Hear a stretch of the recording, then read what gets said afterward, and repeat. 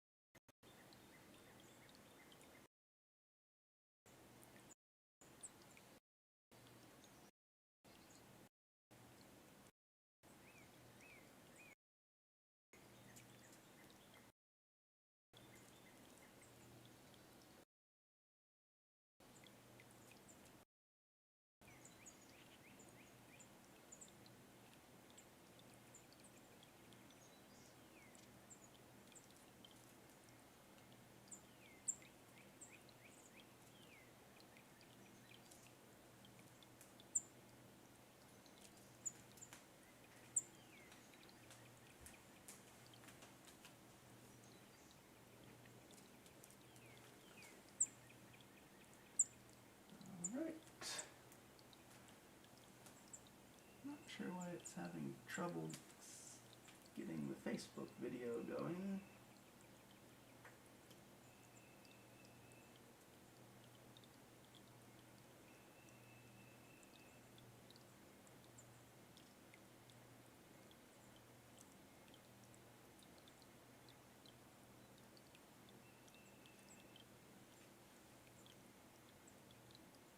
Yeah, it's so far it looks like it's working on YouTube, but it's having trouble starting my Facebook stream.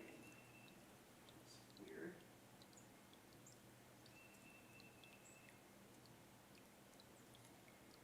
I don't know if that's a Facebook issue or a me issue.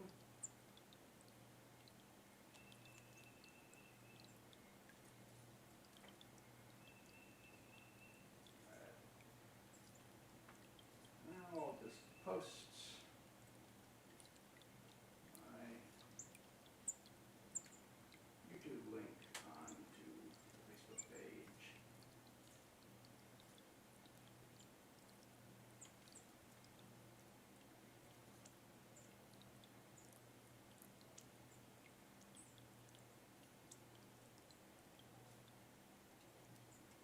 See if it ever sorts itself out for Facebook.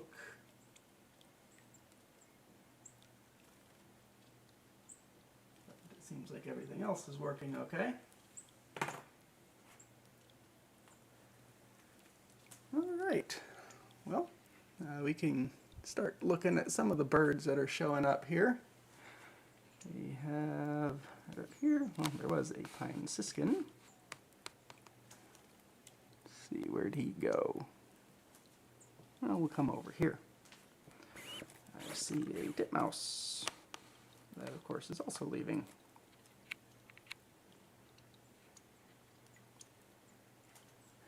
They don't like to hold still very much.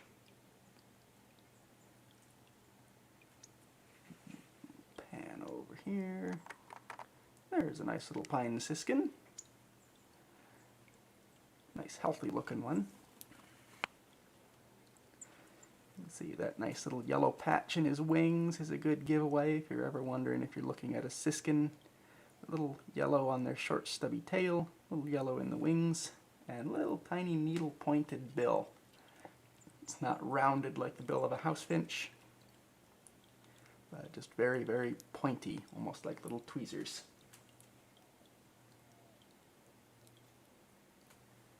Let's see.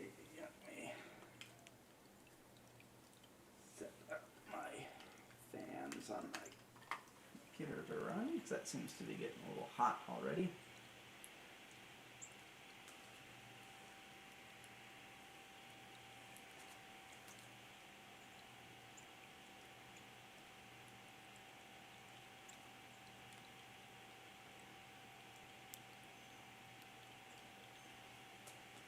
And off he goes.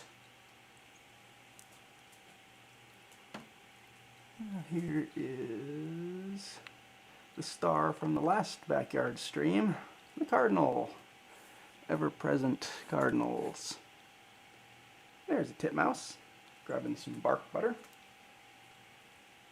I've been watching my titmice, and I've seen a couple that look like they could be pure black-crested, but for the most part I get the hybrids. There's Miss Cardinal, again with the homemade bark butter on my little hanging log feeder.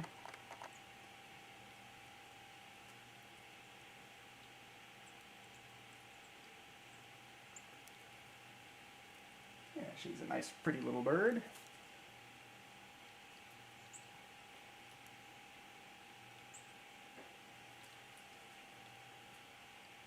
Let's see if anyone else is showing up. Aha! Our first sparrow of the day is over here. And as I expected, it is a chipping sparrow. That's the one that's been in the largest numbers at my feeders. They're one of our more common sparrows that comes down here in the winter time to hang out and have plenty of food and escape the cold. This looks like a male. You can see he's got that nice russet cap on top of his head. Now these little guys are difficult for some people because you got to look at the little fine details. There's very similar ones to chipping sparrows, especially others in the same little family. There's ones like clay-collared sparrow, Brewers Sparrow, and field sparrow. But for chippies, the easiest thing to look at is if you look right at his face. Let's see if I can zoom in a bit. Yeah, there you go. You can see that that eye line is dark and goes all the way through the eye. And see how when he picks his head up, there's a little bit of dark in front of the eye. That line continues straight through. There you go. It's a good look at that.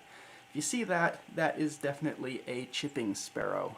The nice russet crown is usually a decent giveaway for that as well. But the females aren't quite as obvious with that nice reddish crown. And they can look a bit similar to clay-colored sparrows or sometimes Brewers sparrows. But neither of those, clay-colored or Brewers, have that dark line continuing in front of the eye. The clay-colored sparrow has that same dark line behind the eye. It's a bit more buffy on the breast, and the mustachial stripe and malar stripe, those little stripes coming down below the chin, are much more defined in a clay-colored sparrow. It'll be bright white on the lighter part of that stripe, and then that little sub-mustachial stripe, that little thin black stripe, is going to be a lot darker and more contrasty in the clay-colored sparrows. They also usually don't have the eye ring above the eye. They'll have that little crescent below it, like you're seeing on this chipping sparrow, but see how he's got a little bit of an eye ring above the eye. The clay-colored doesn't usually show that. So to me, since they're lacking that dark in front of the eye, and they're lacking that more defined eye ring above the eye, they always look a little more surprised than chipping sparrows. It looks like, well, their eyes are wide open.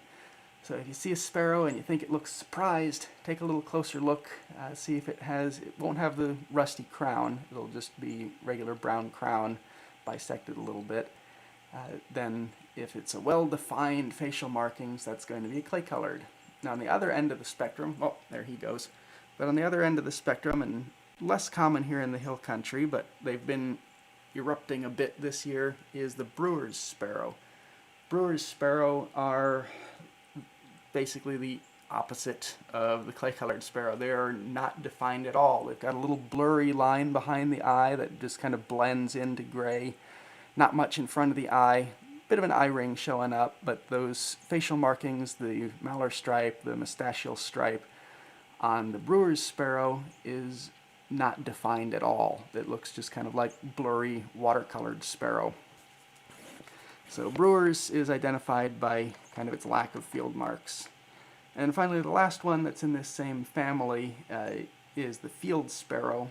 And the field sparrow has a very pinkish head. It's much different coloration than any of these other sparrows. The field sparrow also, to me, it looks like it has a fatter head, a bigger head.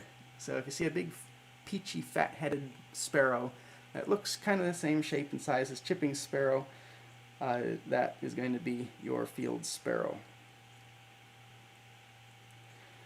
But they have a little bit pinker bill, but of all these Spizella sparrows, that's the family of the sparrows that chipping sparrow, clay-colored Brewers, and field sparrow are in. The field sparrow is the one that, to me, stands out the most. It's got the most unique markings. Now, I'm not seeing many other birds. Oh, here we go. We just had another one fly in. A robin. These guys have been showing up in really big numbers recently.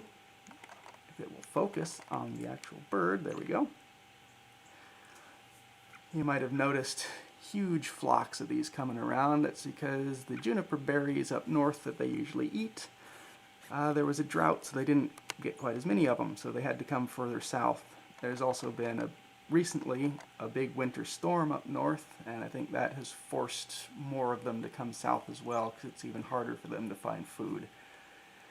Thankfully, we have lots of juniper berries and other berries for the robins to eat down here, so we're getting big numbers of them. I've got just the one right now. If you want to attract the robins to your yard, a berry bush would be very welcome for them, but that takes a little bit more planning than just putting it out right now. But as you can see, they come into a bird bath. They definitely need water, and I've seen flocks of 10 to 20 robins coming down onto my bird bath every now and then, because all birds need water. And off he goes. See, I'm hearing the chips of a few little chipping sparrows here and there out there. We'll see if one might come down and let us have another look at him. And I'm not sure exactly where he's gotten off to. He must be sitting up in the tree. Let me go grab a little water.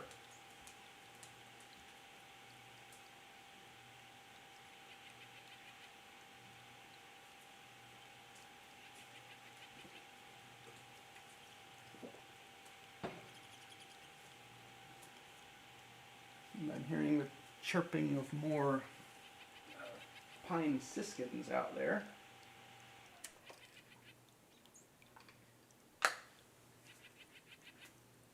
And of course the titmouse is fussing a little bit.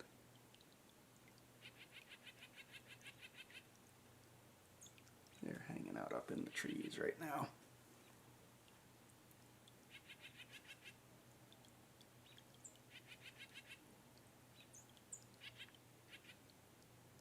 See if I can get him. I can see him up there, but I'm not sure if I can.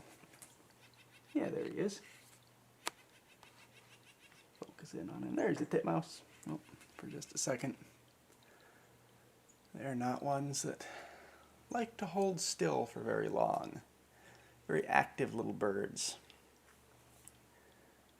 So with the Cardinals and most of the chipping sparrows, when they come into the feeders, they'll just sit on the feeder and enjoy eating some seed for sometimes up to a few minutes. But the titmice and the chickadees, I guess they're a little more paranoid or something, and they'll only fly in, grab a seed, and fly back out to another branch where they can hammer the seed open on the branch, eat the insides, and then fly back for another seed. So very energetic, don't hold still nearly as much. Just a little bit of different behavior that you'll see with these birds. You can help with your identification a little bit, as you generally won't see titmice or chickadees just sitting on the feeder. They do from time to time, but usually they'll just fly in and out real quickly. But those are two fairly distinct birds that you shouldn't have too much difficulty identifying anyway. But if you just see a little gray blur fly in and out of a feeder, you can probably fairly safely say that it's either a titmouse or a chickadee around here. Now I'm hearing birds, but I'm not sure where they all are right now.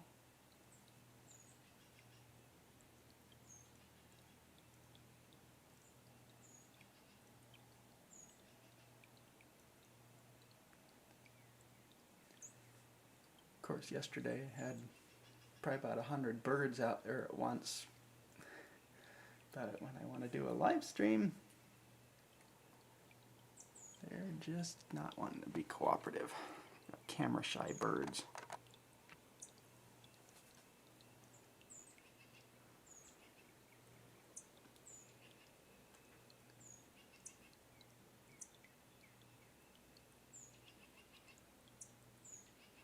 I think I hear another, maybe a chipping sparrow out there.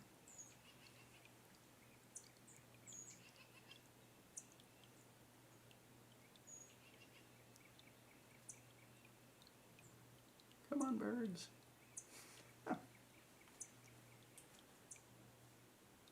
Well, get a nice look at my water feature.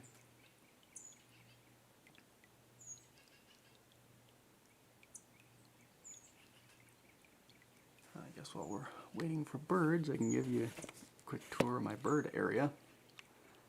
Got my logs out here with bark butter on it. The scrub jays really like this one. It's fairly low to the ground and nice and close, and they'll come in and eat up all that bark butter. Little 3D printed bird feeder down there that I made. It's got some seed in it. Over here I've got my big log that I fill up with suet and bark butter. Got a little glass container in the top for mealworms. Got a small squirrel buster feeder from Brome Bird Care. This one I've just got sunflower seed in. Works pretty well. I've seen the squirrels going at it a few times, and so far they have had no luck getting any seed out.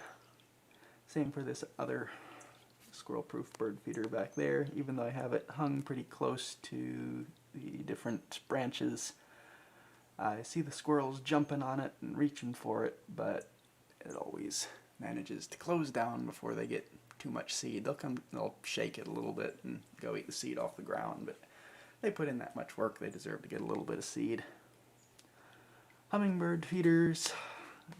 I've had, on occasion, one rufous that's been hanging out for the winter time. I haven't seen him for the last few days, or her, I think it was a female. But we'll see, maybe she'll show back up. There are various wintering hummingbirds all around the hill country this year. I've seen a few reports of, usually it's rufous, as the occasional Allen's shows up, which is very similar to rufous. So if you do see a rufous type hummingbird on your feeders, especially if it's a male with a decent amount of green on the back, try and get a picture of the tail spread out. If you see one of the tail feathers has a little notch in it and looks pretty fat, then you're usually looking at a rufous.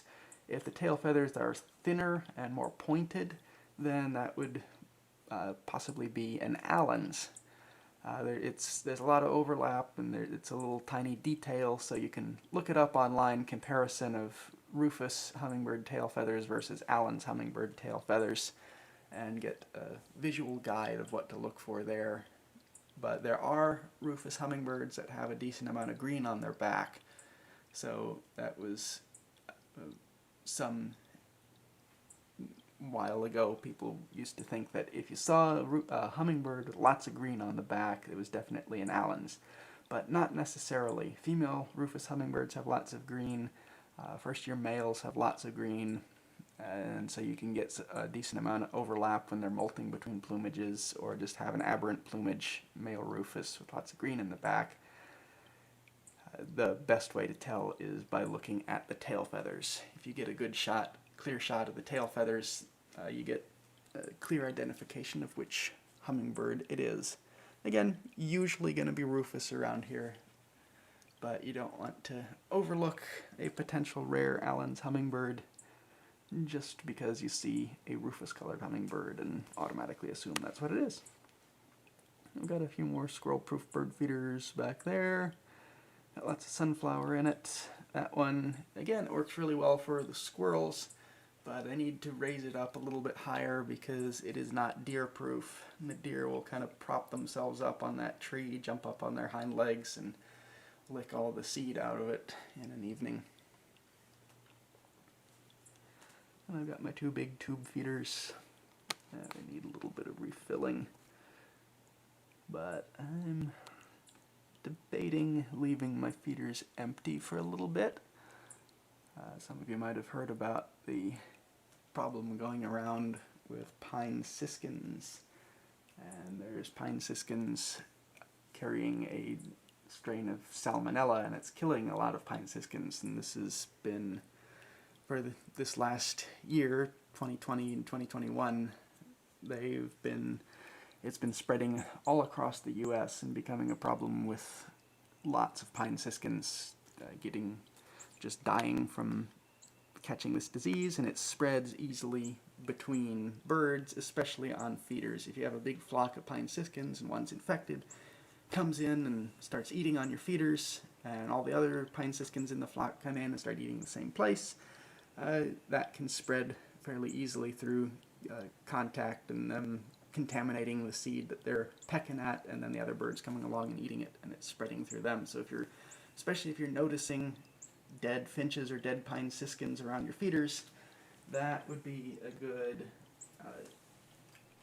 thing to probably take your feeders down, let them disperse, and after 2 or 3 weeks you can put your feeders back up because the sick ones have probably dispersed and gone out elsewhere and potentially expired on their own, or gotten better. I'm not sure if they recover from it. I don't know. It's been a fairly recent thing that's been coming out, that it's been spreading through all these big finch flocks, so we're still learning about it as we go.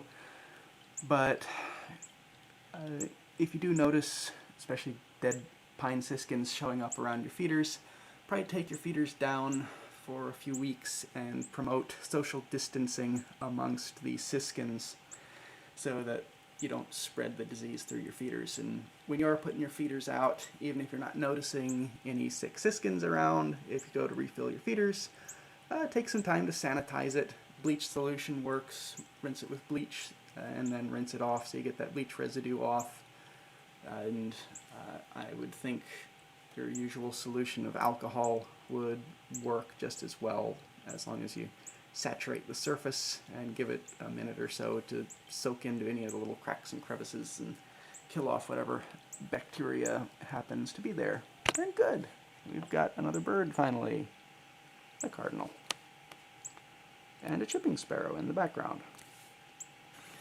I'll zoom in on little Chippy here, since I've gotten plenty of looks at cardinals in previous streams. And there we go, we've got 2 chippies.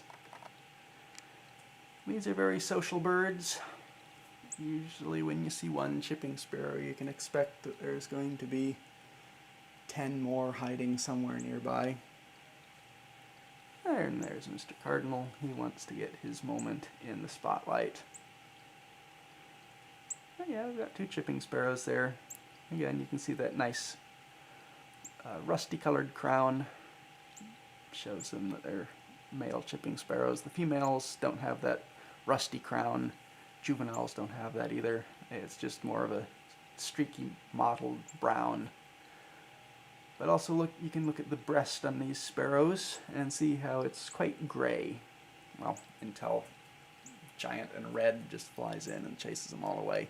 But gray breast rules out your clay-colored sparrow. Clay-colored sparrow has kind of a buffy wash, looks warmer. Brewers Sparrow, though, is still kind of gray. But again, very indistinct field marks on the Brewers Sparrow. And I don't expect to get one of those today. That would be a first on my feeder if a Brewers Sparrow shows up. But I have had the occasional clay-colored sparrow, just not this year. They migrate through here a lot, but they don't usually stick around for the winter time in this area. I just did a bird survey recently up near Llano where I had chipping sparrow, clay-colored sparrow, and Brewer's Sparrow on it. So it does happen, and they do occasionally stick around. Brewers Sparrow are usually more farther west, but this year there's been kind of an eruption of Brewers Sparrows, and they've been showing up all over the hill country, along with sage thrashers. There's been a lot of them, and the mountain bluebirds have been coming down. I think that all has to do with the same reason we're seeing more robins. Drought up north, there's not as much food, and it's getting lots of winter storms, so it's cold and there's snow covering everything. So the birds just move further south. Yeah, now we're getting a little cluster of chipping sparrows there, as I had hoped. Good looks at these guys. You can really see that nice russet crown on this guy in the front. They are a very pretty sparrow. Let's take a zoom in on him. There you go.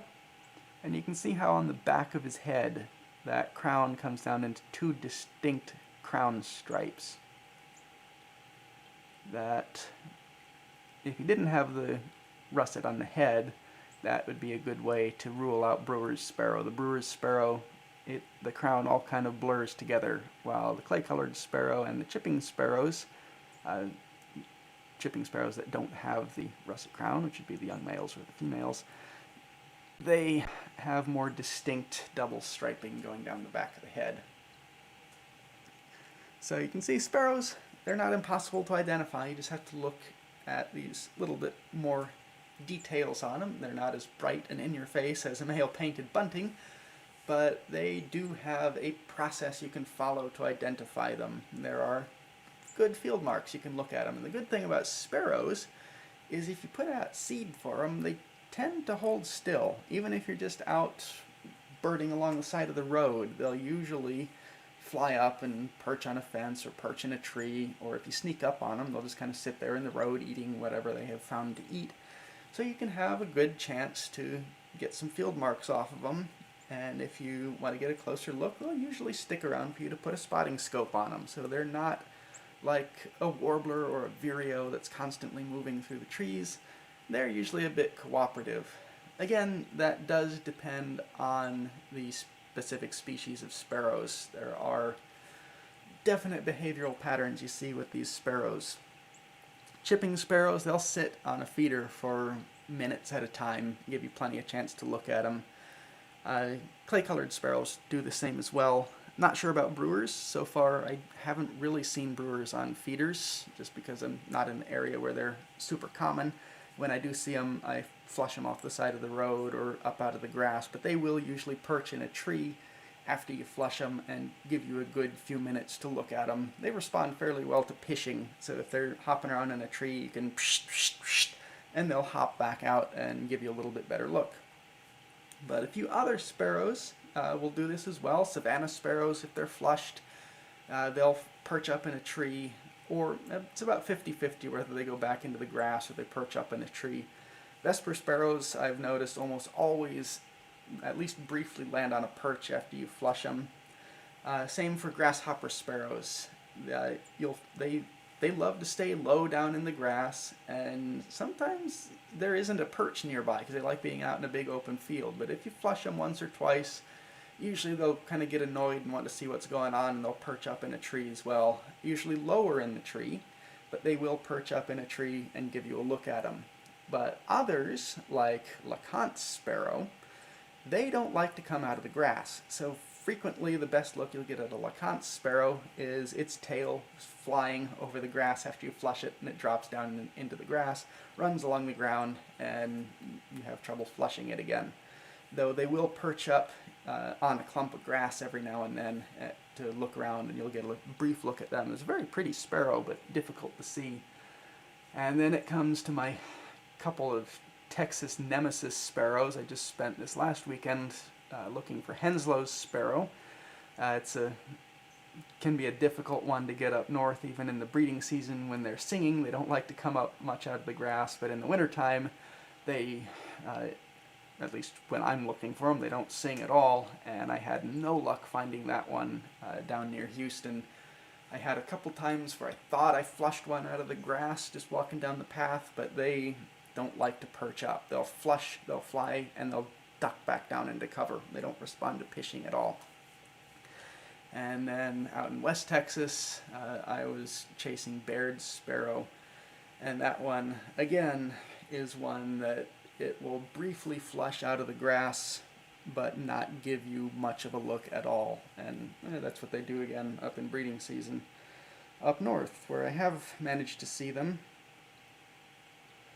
But down here, they are just very difficult to see and to get an actual good diagnostic look at them. That's another one that I think I might have seen, but I saw its tail vanishing across the grass for just a few minutes at a time, or a few seconds at a time, and never was able to get an actual in-focus picture of it. I chased that little guy all day in different places looking for him, and the only one that I managed to get in focus in flight turned out to be a grasshopper sparrow. So that's another one I need to go back out to West Texas and run along the grass on the side of the road to see if I can find. It gets reported a few times a year out there, so we know they winter there. It just takes a lot of effort and persistence to get a diagnostic look at the sparrow, and it takes a ton of luck to get an actual photo of them.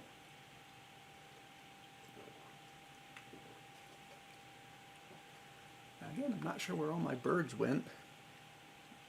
They're usually out here in big numbers. I've just got the camera poking through a little window shade so the birds can't see me. Guess they might hear me talking, but usually that doesn't discourage them this much. Don't know why they're not around.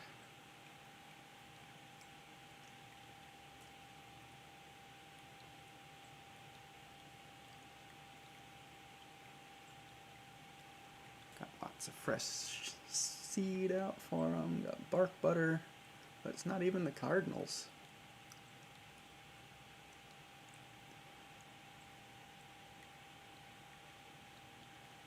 I'll try talking a little less, see if that might bring some of them in, but I'm not even hearing chips out there.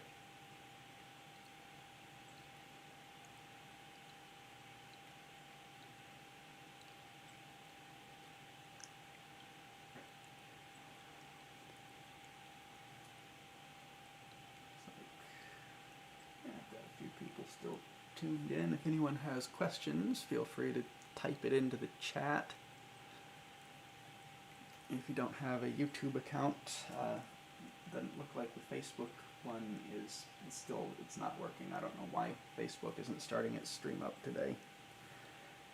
But YouTube is working. If you don't have a YouTube account, you can send me a question over email, chickenboy115@gmail.com. Feel free to send me your questions. I'm happy to talk about them. Otherwise, I will go quiet for a few minutes here and see if any birds actually show up.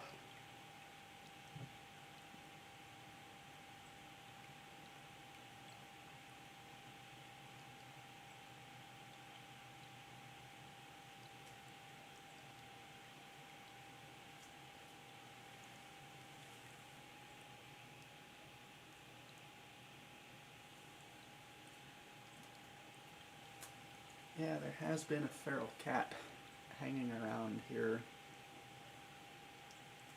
I was just out filling the feeders this morning, so if he was around, I think he would have left. But oh, here we go, titmouse. Titmouse enjoying some bark butter. This one looks fairly good for pure black crested. You see, it's got a little bit of buffy on the forehead, but that is something that you can have in pure black crested. It doesn't have to be perfectly gray on the forehead. They do have a little buffy wash. It's just if it gets any more distinct than this, I'd call it a hybrid. And he's got a pretty nice dark crest. This is the second one that just flew in. But yeah, see how the dark comes down the back of the crest? A little bit. Usually light forehead and a little dark down the back of the crest gives me an idea that that is a beautiful black-crested titmouse. If there's a more gray to the crest or more buffy on the forehead, then I think that it's a hybrid. There's the chipping sparrows coming back. Maybe it was me talking too loud that spooked them off for a little while.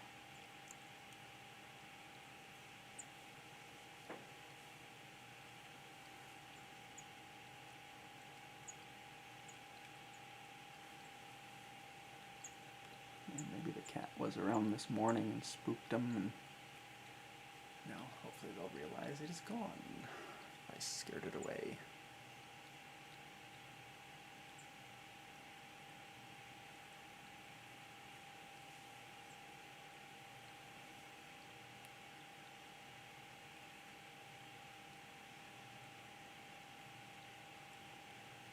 Yep. You can see how the chipping sparrows just like to sit there, enjoying some seed.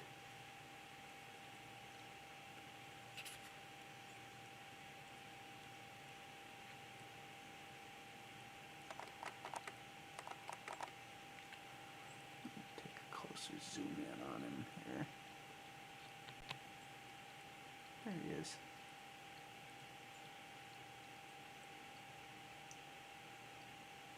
Yeah, nice close-up look at a little chipping sparrow. You see that nice dark eyebrow going straight through the eye, little russet cap.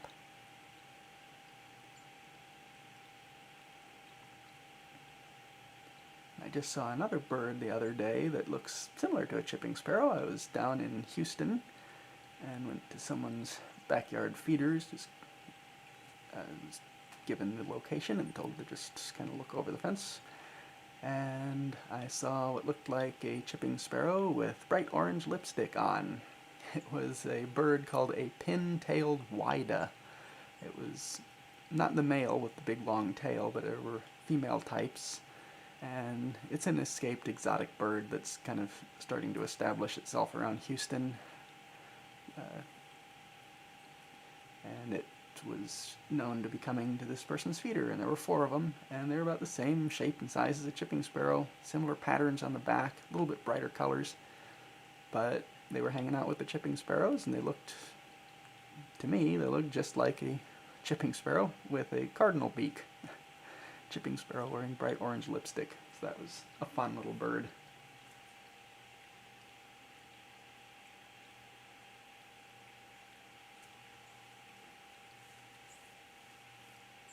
I'm hearing a few more chipping sparrows coming in.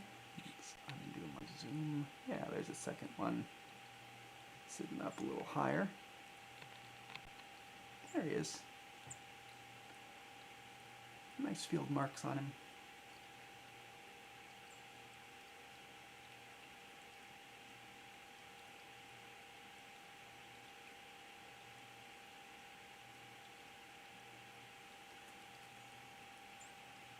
Chippy, chippy.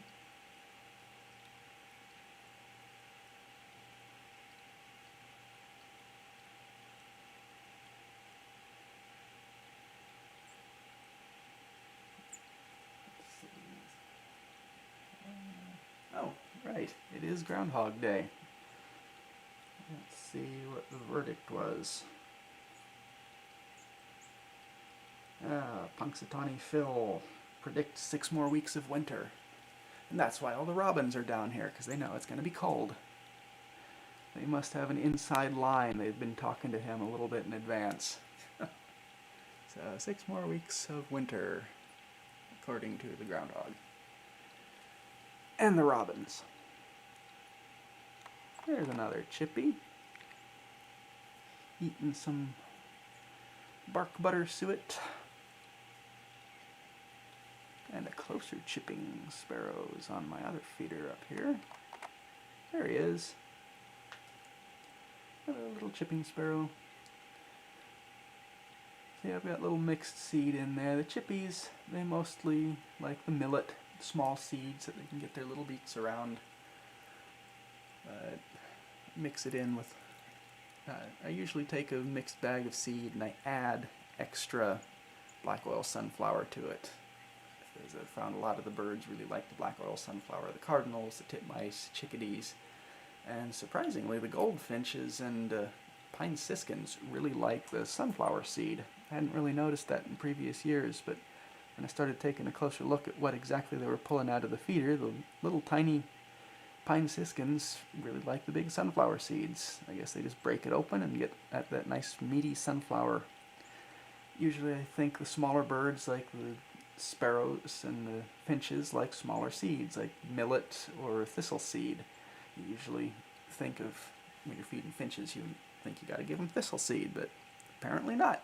I have tons of finches and I don't put any thistle seed out, but they seem to like black oil sunflower just as well. Alright, we've got a few more birds showing up. Good. Some cardinals. Let's see what Mrs. Cardinal's eating over here. Yeah, she's having some of the bark butter. This stuff on these, especially on the colder days, is always a big hit with the birds. This last batch is a little crumblier than usual. Well, rude. Just chasing her away. But made this batch a little bit too crumbly, so it kind of falls off. But the chipping sparrows come through and pick it up off the ground later. Nothing goes to waste. Usually I like it a little stickier. It sticks to the wood a little better. But yeah, birds don't seem to care. They like it just as well, as long as you can shove it into the bark or into whatever little holes on your feeder. They seem perfectly content with it. Alright, good. More birds coming in. Another cardinal.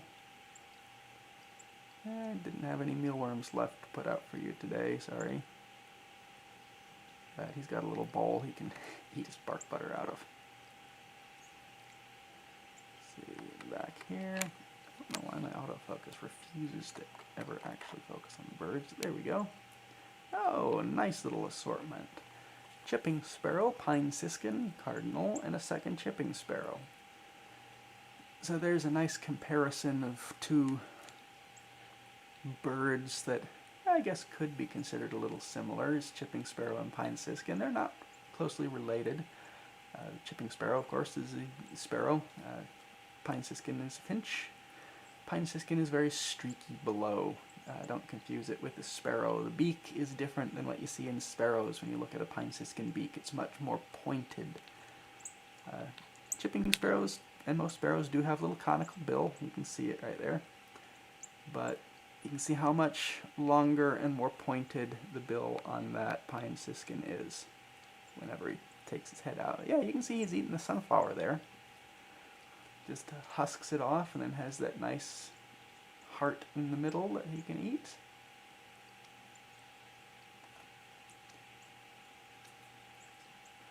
Very streaky below, and proportionally pine siskins have fairly short tails, so when you see them flying in, you see them flying overhead, and you notice that they've got little yellow patches in the wing and really stubby tails.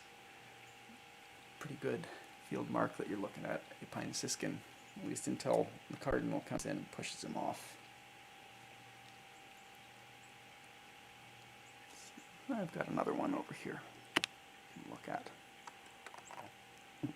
Yeah, chipping sparrow and pine siskin. Heavily streaked below. Not really any sparrow I can think of that has that much streaking on the undersides.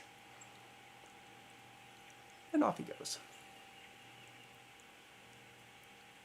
Of course, chipping sparrows and the Spizella sparrows are unstreaked below. They've got all that nice gray or buffy breast, depending on the species. Let's see. Question, yes, have I seen any pine siskins yet? No, I have not, thankfully. I've been watching all of mine on my feeders, and I have not encountered any ill or sick or dead pine siskins. Though I will definitely be taking my feeders down if I notice any of that, and I'm debating just letting them run dry for a while anyway. Might scatter some seed on the ground just to promote social distancing among the Siskins, but I definitely don't want to be contributing to the spread of a disease. And the best way to take care of this, if you do notice it on your feeders, is to take your feeders down for 2 to 3 weeks. This causes the birds to disperse, they don't congregate together, and it's less likely for the disease to spread. It'll run its course over a few weeks, the birds will be more spread out, and then when you put your feeders back up, after appropriately cleaning and sanitizing them, you should not have a problem unless you notice it coming back. Pine siskins are social birds. They'll fly together in decently sized flocks, so it already can spread fairly easily between them, but as long as they're feeding separately on the ground, it's a little bit harder for them to cross the disease over to each other by contaminating seed or a feeder. But if they're sitting on a feeder and sharing the same little feeder opening, it's a lot more likely for it to spread between them. Definitely, if you do keep your feeders up, every time you fill them, be sure to sanitize them. Bleach solution should work. I would think that an alcohol solution should work as well. Basically the same cleaning procedures as you do for coronavirus. Just saturate the surface, scrub any of the adhering material off, give it a minute or so for the bleach or the alcohol to do its job, and then clean the surface off completely. Here's another siskin coming down for some water. And flew off. Heard a little Buick's wren singing out there. He might come in. The Buick's wrens do like my bark butter.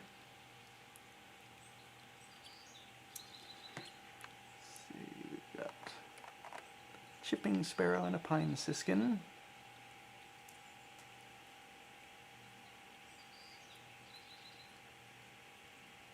Oh, I just had a ruby-crowned kinglet fly by. Let's see if he might come down. They're generally not seed eaters, but they'll come in occasionally to bark butter, and they'll definitely come down to the water feature sometimes.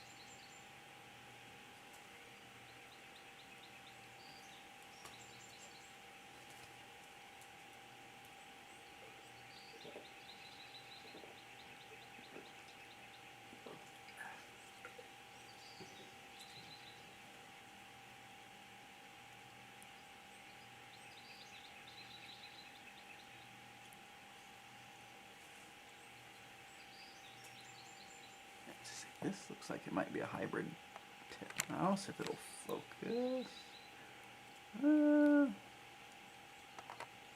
That one's pretty close to call. It's got a fairly buffy forehead, a little bit of gray in the crest.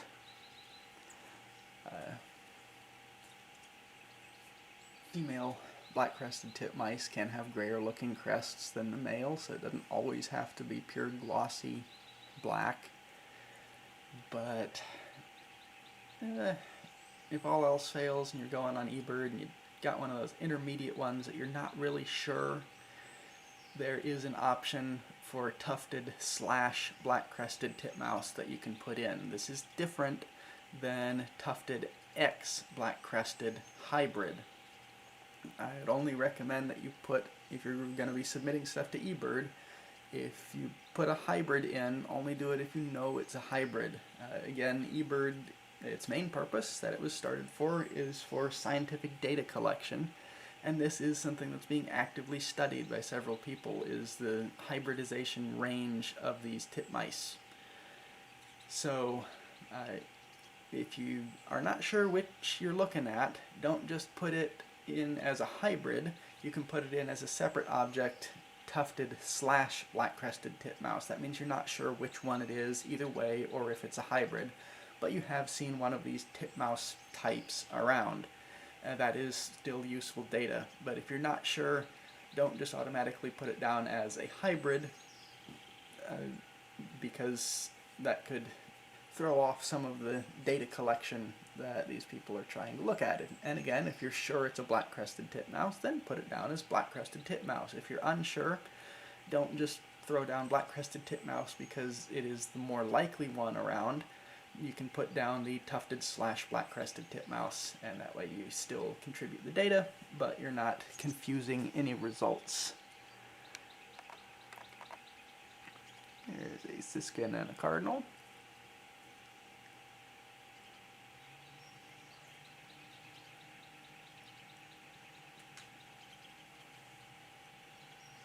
And we're getting a few more birds coming in. Let's see if my, well, the sun's up. I might get my scrub jay coming in. They're usually a little lazier. They'll come in a little later. It might be warming up enough for them to come in and get their daily suet.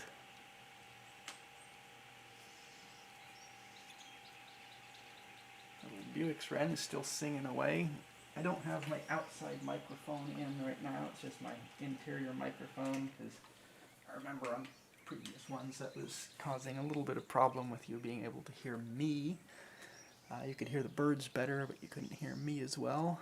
But right now I'm just using the microphone on the camera, which is inside the house with me, instead of sticking out the window.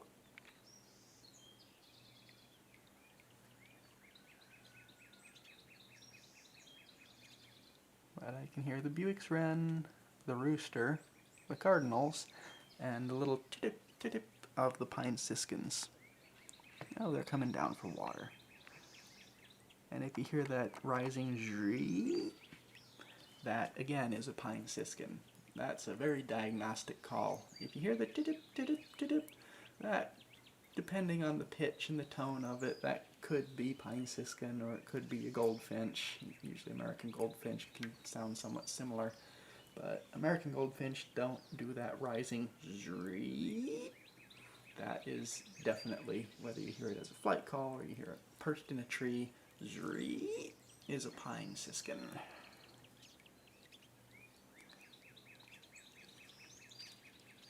Getting a few more showing up. Coming down for a drink. Where'd he go? There he is. Pine siskins like taking a drink. Rarely do I see them jump in and take a bath, though. The titmice, though, even on the cold days, they come down and they splash around in the water and have a grand old time down there.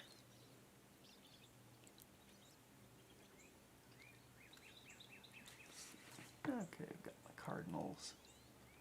Have a look at him over here. Might as well. Well, or not. He flies away as soon as I try to focus. There's another Cardinal. I don't know what's with the Cardinals today. They don't like being photographed.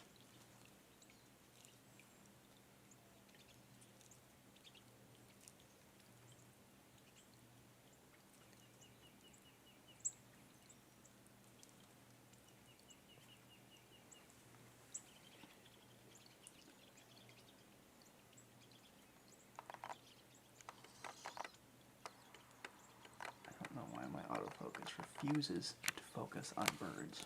Right. Pine siskin.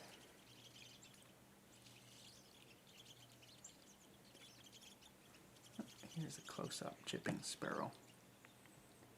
See if he'll stick around. No, because of course it doesn't want to autofocus on birds.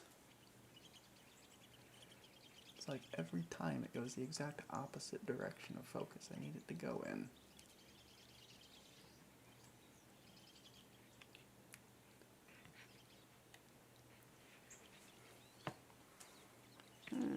Alright, we got a new bird up here. White-winged dove.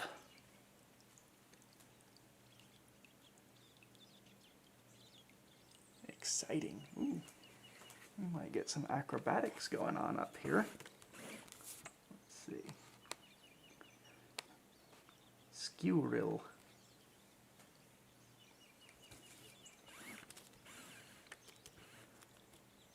Just our usual little fox squirrels. Looks like he might be trying to go for one of my feeders. But they've been trying for about a year. I think I've fine-tuned all my placement. I've yet to see one actually get on my feeders for the last 6 months or so. They'll get on the squirrel-proof ones, and that does not work for them. And they just can't quite manage to get onto my regular tube feeders. The secret to keeping the squirrels away from it is making it far enough from any branches that they can't jump off of. You can see there's some little branches in the background, but they're too thin. If the squirrel jumps off of those, they're not stable enough for it to launch itself over to my feeder. And then you got this nice big baffle up on top. I've seen them sitting on top of that thing several times, that they'll crawl over to the edge, and they just can't quite get enough grip to swing around underneath. If they try, they just slide off.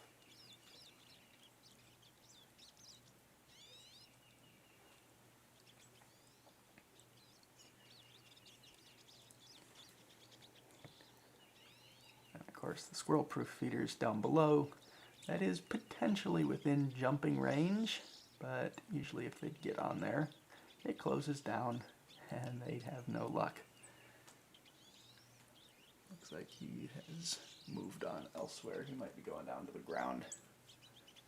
Usually it's easier for them to just go down and eat the seed off the ground, which I don't mind too much. They leave plenty enough for the sparrows. And it's better than the seed getting old and moldy. Now there's something to eat it. And there's a chickadee. Carolina chickadee. I have to get used to typing Carolina chickadee into my Ebird app again, as I've been up in Minnesota for a good portion of the month. Of course, up there they have black-cap chickadee. And boreal chickadee, which I did get to see. And I did get great gray owl, which was my main target bird up there. I can't see any of the photos I posted on Ebird because Ebird hides the output of any great gray owl sightings. It's a sensitive species. They don't want people messing with the birds.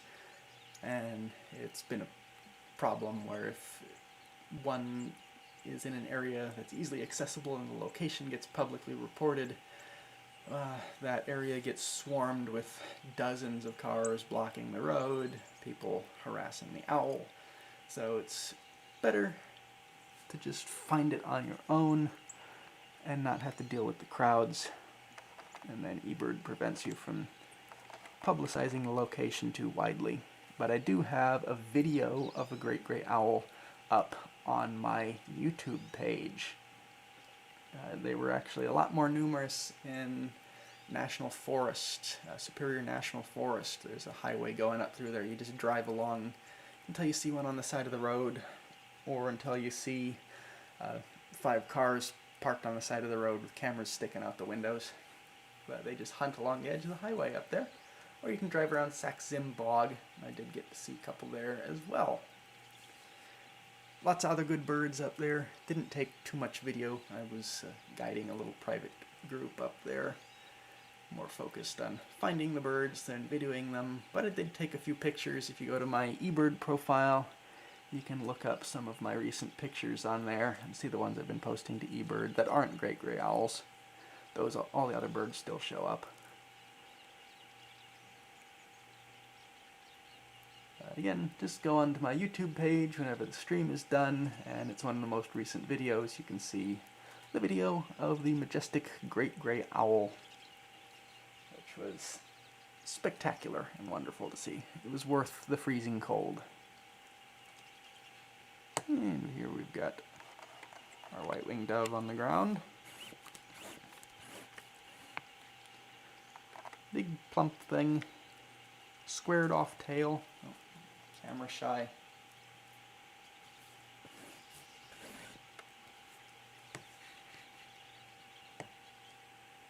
We've got a few more sparrows. 2 chipping sparrows and a pine siskin.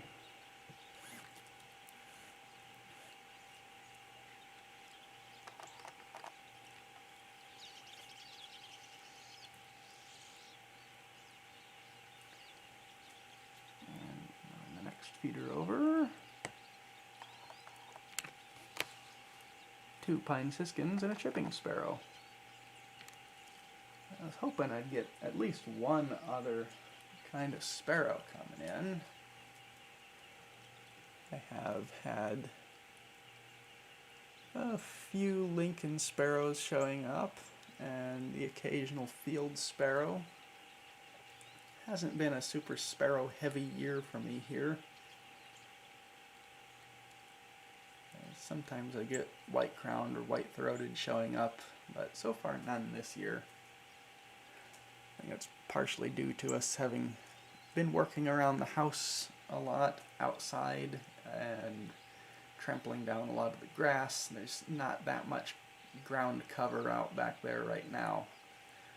Once we're finished and I finally get my back porch done, I plan to build up my bird area a bit more, have more ground cover bushes, more brush piles for them to hide in. Hopefully then I'll get a wider variety of sparrows coming into my yard in future years.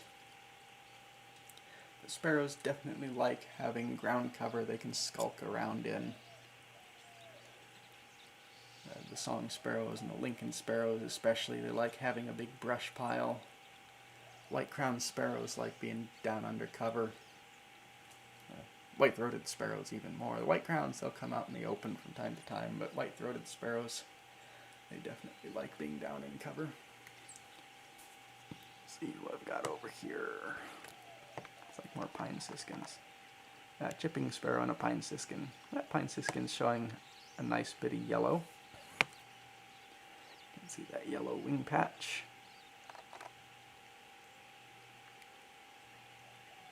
And a nice few chippies.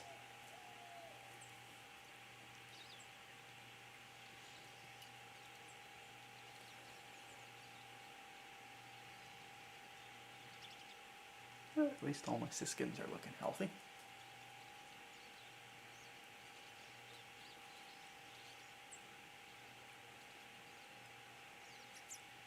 Oh yes, how to find my Ebird profile.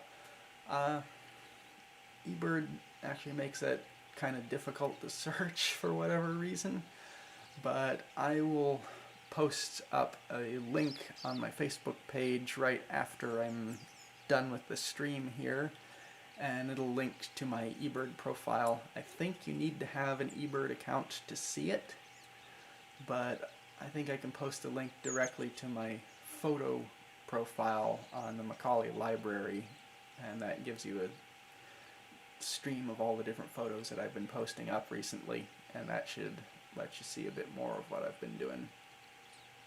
And I don't think you need an Ebird account to see that one, but if you don't have an Ebird account, it's free, easy to sign up, and I highly recommend using it. Even if you just track a few of your common birds in your backyard, any data point is useful to the scientists, and I highly recommend signing up for Ebird and putting the occasional checklist in. In the past, I used to only do an occasional Ebird list whenever I'm specifically out birding somewhere, but ever since the pandemic started and I've been sitting at home, I've been making it a point to do at least one checklist a day. So even if I'm busy and I just look out the window for a few minutes, put in a few chipping sparrows and the cardinals that I see, submit an Ebird checklist a day. And of course, if I'm on a trip, I can submit dozens of them. Yeah, we're getting a little more assortment here. We've got chipping sparrows and pine siskins on this feeder. Chipping sparrows and pine siskins on this feeder. Chipping sparrow, pine siskin, and cardinal on this feeder.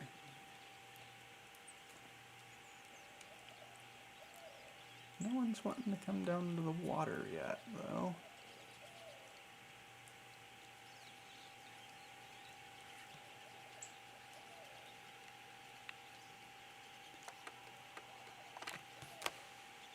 There's chipping sparrow and a cardinal.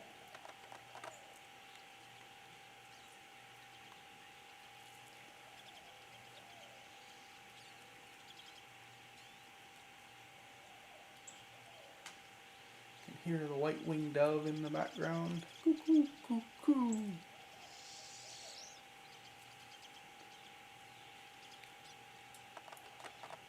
Despite what sometimes you hear, that is a white-winged dove. It is not an owl. I've had a number of birders get confused by that because it's hooting. It sounds like it should be an owl, and it's kind of the same pattern, who cooks for you, as a barred owl would be. But no, those are deeper, more resonant than the white-winged dove, which is a little bit higher pitched, and, well, during the day. Cuckoo, cuckoo. 4 notes. 1, 2, 3, 4 is white-winged dove.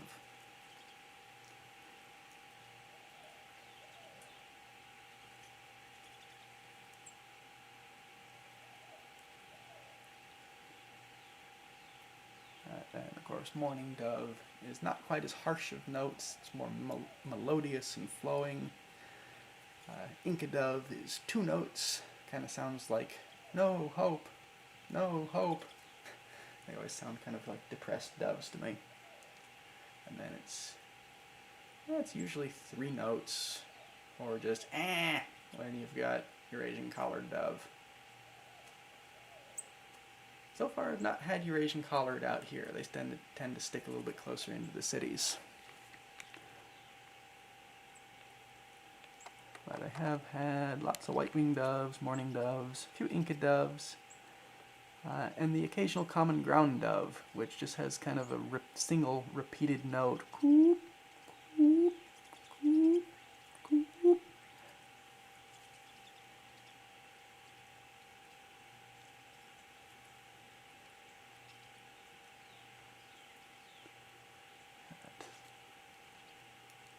Looks like more of the pine siskins are coming in.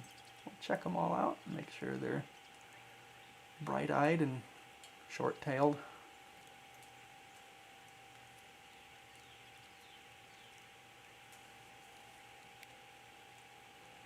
They are pretty little birds.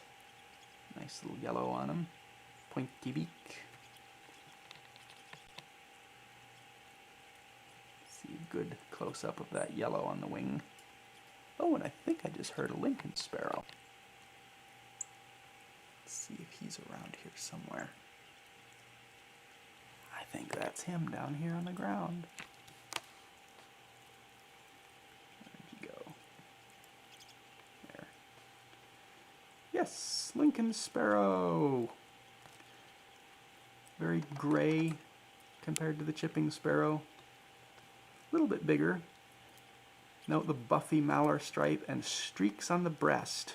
Well, of course, now he jumps away. But the easiest way to tell it's not a chipping sparrow is it's got streaks on the breast.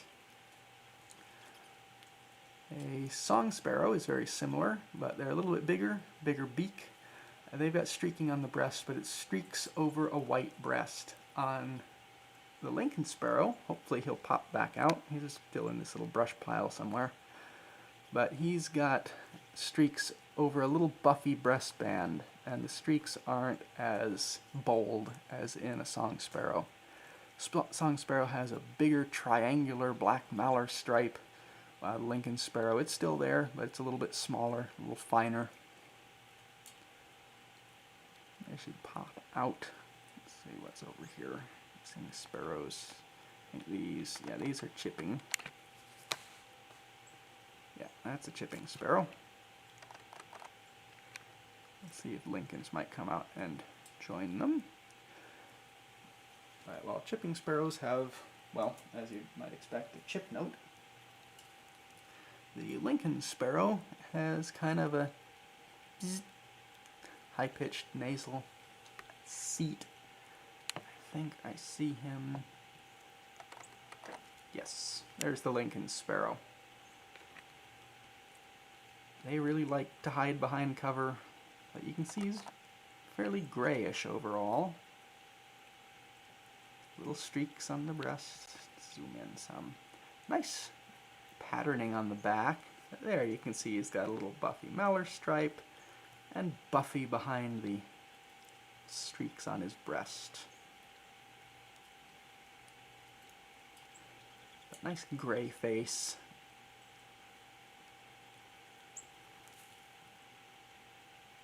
buffy mallard.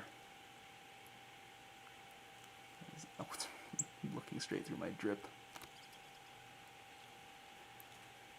Little bit of an eye-ring.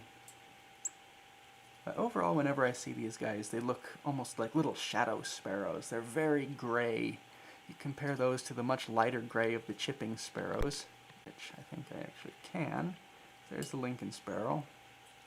And right down here, you can see how much lighter colored that chipping sparrow is. They're still gray, but it's not as deep of a gray. And of course, no streaking. The closest one to the Lincoln Sparrow is going to be the Song Sparrow, but they'll have a much beefier bill, and the streaking will be just over a white breast. They won't have any of that buffy wash across the breast that the Lincoln Sparrow has. And there's a white-winged dove. They're a rather pretty dove when you look at them right in the face. Kind of almost a purplish hue down the back of the neck. And of course the blue around the reddish eye. And pink legs. It's easy to overlook the common birds. Say, oh, it's just a white-winged dove. Take a few minutes to appreciate the colors that are in them. A little more subtle than something bright like a warbler or a bunting, but they're still a very pretty bird.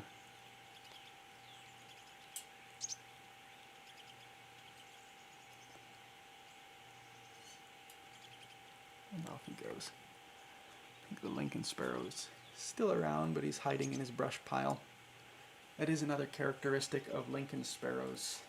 They are very secretive. They like to hide in little brush piles or in bushes. They'll come out, but they don't like to venture far away from their brush pile. You rarely see them sitting way out in the open. The chipping sparrows, they'll just sit all over the ground. You can see all this open area down here. I've got seeds scattered all over there. You'll get chipping sparrows anywhere in there. But the Lincoln Sparrow, there he is again. He always hangs out by his little brush pile.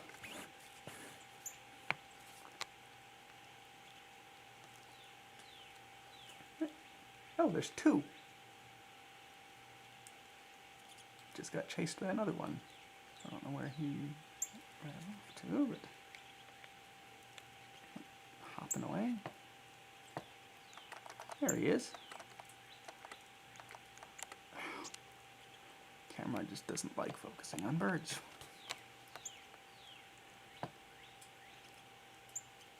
There's a good look at the Lincoln Sparrow there. You can see that buffy breast band.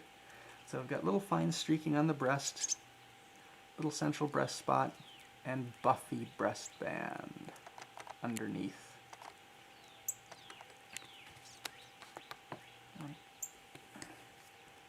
It's a very hard sparrow to track. And he's gone behind there again.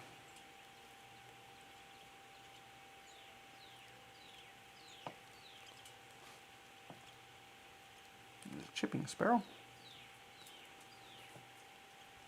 And a pine siskin on the water feature.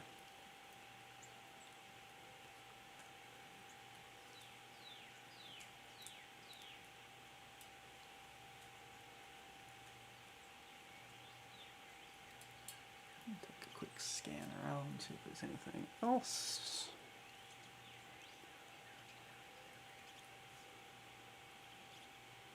Looks like mostly just the chippies that are back here. Yeah, there's a couple chippies. It'd be great if that Lincoln Sparrow came out next to him so you could see a little comparison of the different shapes. Lincoln Sparrow looks a little sleeker. Chipping Sparrow a little chunkier. Lincoln Sparrow is a little longer than a chipping sparrow, but not really that much bigger around.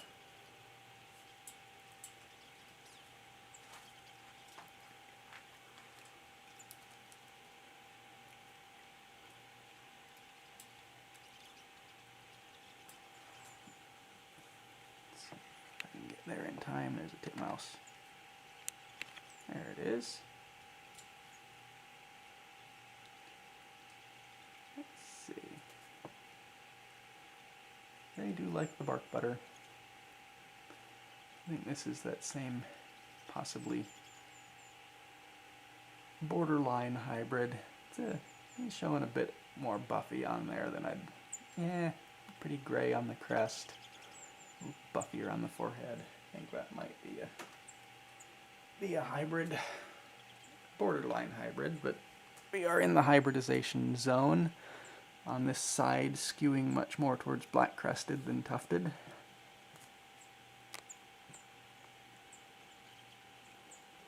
And back with the chipping sparrows.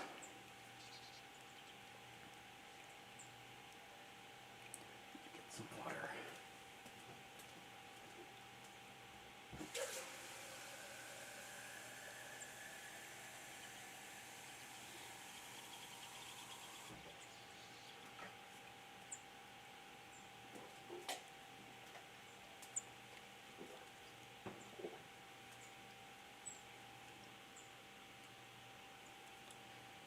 Seems like our Lincoln Sparrow might have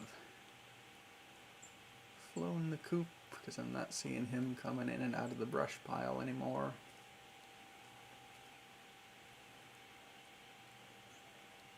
Could still be hiding somewhere under there.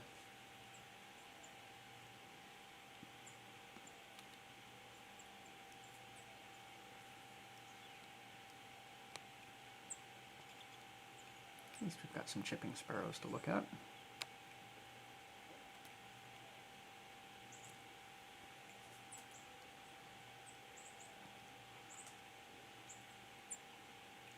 There's a few more chipping sparrows dropping in. There he is.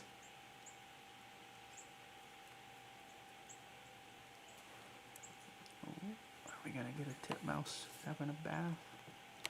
Is he just gonna get some water? Go have a bath. You know you want to.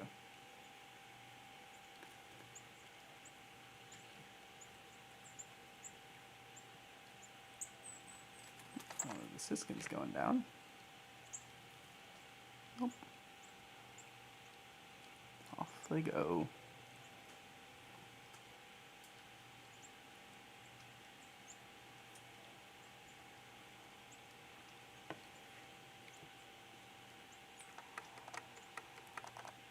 Oh, there's the Lincoln Sparrow again.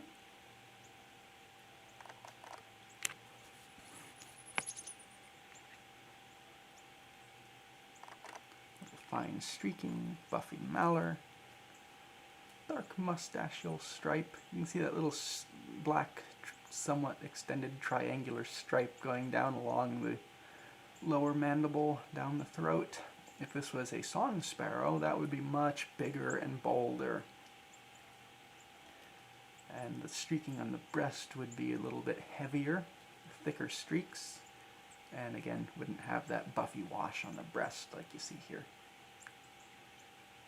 Though that light-colored patch on the throat, or on the chin, the malar, that can be a little bit buffy or light-colored in the song sparrow as well as the Lincoln Sparrow.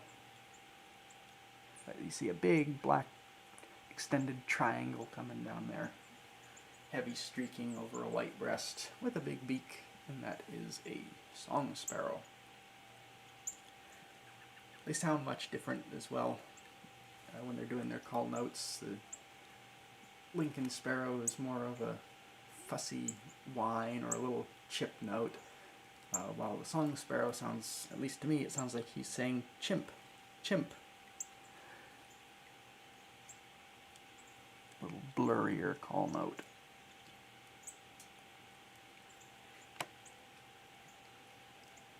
More chippies.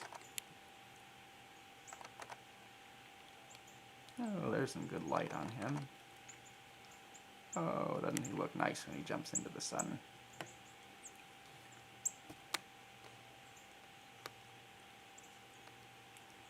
And there's the pine siskin joining him down there.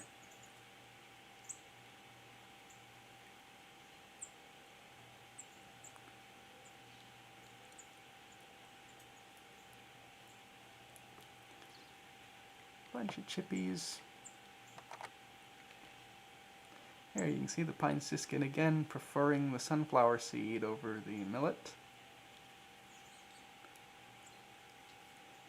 He's using that little needle-pointed bill to find the edge of the seed, crack it open, and get that tasty little sunflower heart out of there.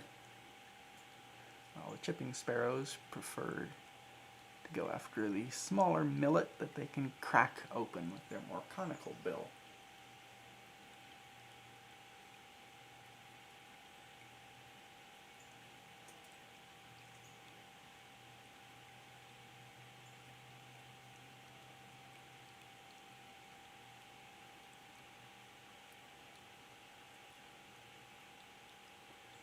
In the comments, you had a pine siskin land on you when you were putting the feeder out. Wow, I have never had that happen. I've had titmice almost land on my head. But yeah, the pine siskins, they can be rather intense when it comes to feeding time. If you don't have their feeder out when they want it, they will swarm as soon as the feed gets out.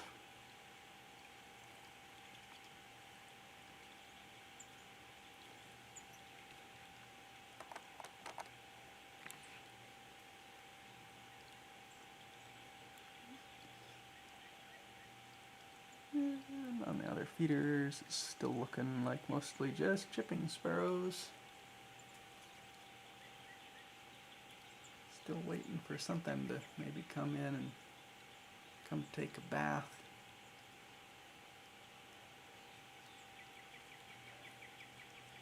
I've had the occasional hermit thrush coming around to the water feature.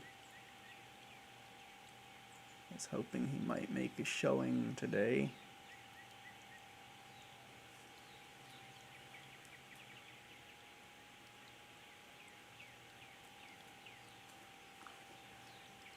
Pine siskin drinking some water.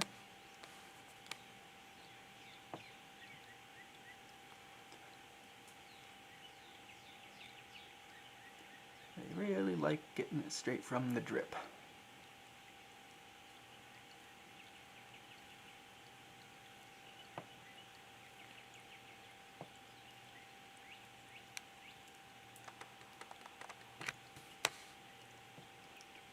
Now the chipping sparrow.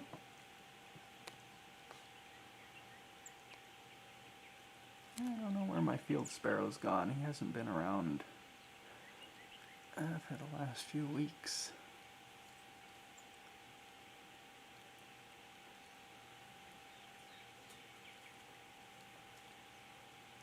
But yeah, if you're looking for a good place to go practice your sparrow ID, there's a few good areas around here. Reimer's Ranch, I've found, is a wonderful place to go. Especially around the little pavilion area, or just walking any of the trails through the fields. They have tons of different sparrows, white-crowned sparrows, Lincoln sparrows, song sparrows, field sparrows, chipping. The occasional brewers got reported out there a while back, towhees. And there's also I don't know if it's still active, but there's a spot in San Marcos on one of the new bypass roads. Pull off on the side of the road that was just swarming with sparrows. It was a good place for Brewers Sparrow a few months ago. There were lark buntings flying around, just hundreds of sparrows on either side of the road. I don't know if it's ever gotten an official Ebird hotspot, but if you go on the Ebird map and look for the place where Brewers Sparrows or lark buntings have been seen around San Marcos, you'll see a little cluster of points down there just on the side of the highway, and that is the decent little sparrow spot. Just any of those little back roads down by San Marcos as well. Drive down Old Bastrop Highway or any of those little side roads going down there through the fields. Good for sparrows. And of course you can always go to a non-Ebird hotspot. There's lots of places out there that are great for birding that are not on the map, so to speak. When I did my mad dash across North Texas recently to get a whole bunch of new counties that I hadn't birded in before, I went through a few little counties up there that barely had any Ebird activity in them at all, and had to kind of look on the satellite imagery and just kind of drive around until I saw a spot that looked promising, and there were some really good spots. I found a little gulch area that was not marked as anything, that had a bunch of golden crowned kinglets in it and bush tits. Other places that just drive through these big fields and there's long spurs flying around, tons of different types of sparrows. So if you're just out driving somewhere and you see some place that you think that might be a good birding spot, or you're just driving around and you see birds fly across the road, it can pay, if you have the time, to pull over and look for the birds there. You never know what you might find. I found a sage thrasher just sitting on the side of the road. If you only go to the hot spots, you might miss a lot of these interesting places and interesting birds on your way to different places. I always wonder when I'm driving to a rare bird alert how many rare birds I'm driving by on my way there, just because no one has ever taken the time to stop on that particular stretch of road and see what little bird is sitting there.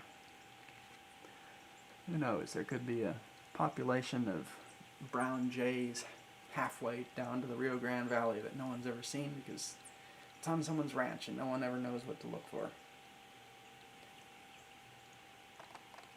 Blue buntings, any of these rare birds that show up in weird places around the state, they got to get there somewhere. So there's probably lots of other birds in different places that people just don't know about. And spotted rail at Choke Canyon State Park. How'd that get there? Could have just flown straight in, could have been sitting at a nearby stock pond for months, and no one ever knew.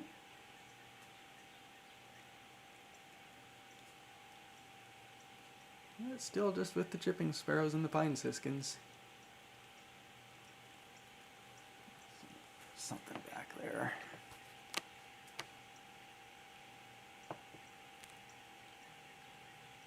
Ah. Not Punxsutawney Phil, but it is a bushy tail. I think he might be got his eye on my little bird feeder here.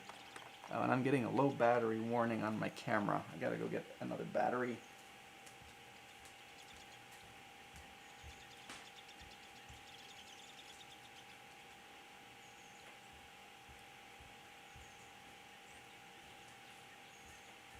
Alright, things are gonna go dark for maybe 10-15 seconds here while I swap the battery out, but I will be back.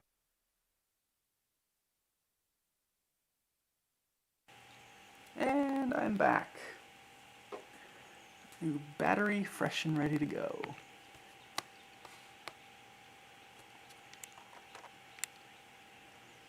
Don't know where Mr. Bushytail went.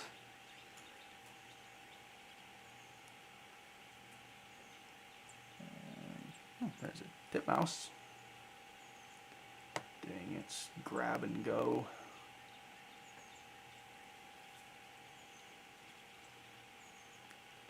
Oh.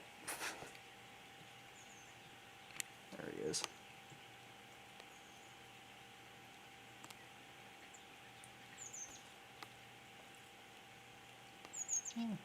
Entertaining to watch, at least.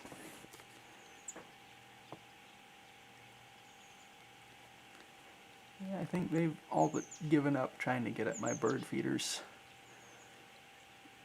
I used to have a constant war with the squirrels when I was over at the old house, and I had my bird area set up there. And the way it was set up, they could easily get onto the feeders, so I was constantly chasing them off of it or trying to find ways to squirrel-proof it. They were always figuring out ways around, but I think I find... Ooh, new bird, new bird. Orange-crowned warbler on the suet.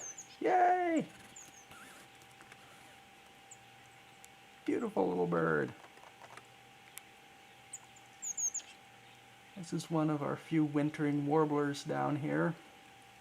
Somewhat nondescript, very yellowish on the belly, green on the back, yellow undertail.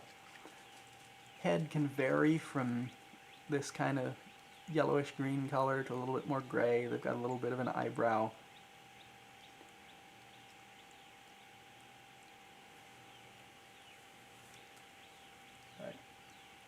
Them and the butterbutts, the yellow rump warblers, are the main ones that stick around here for the winter time. We do get the occasional black and white warbler, though I have not had one of those visiting my bird area. There's others that will be coming back over the summertime. Of course, when spring migration shows up, we'll get lots of warblers. But right now it's mostly butterbutts and orange-crowned warblers.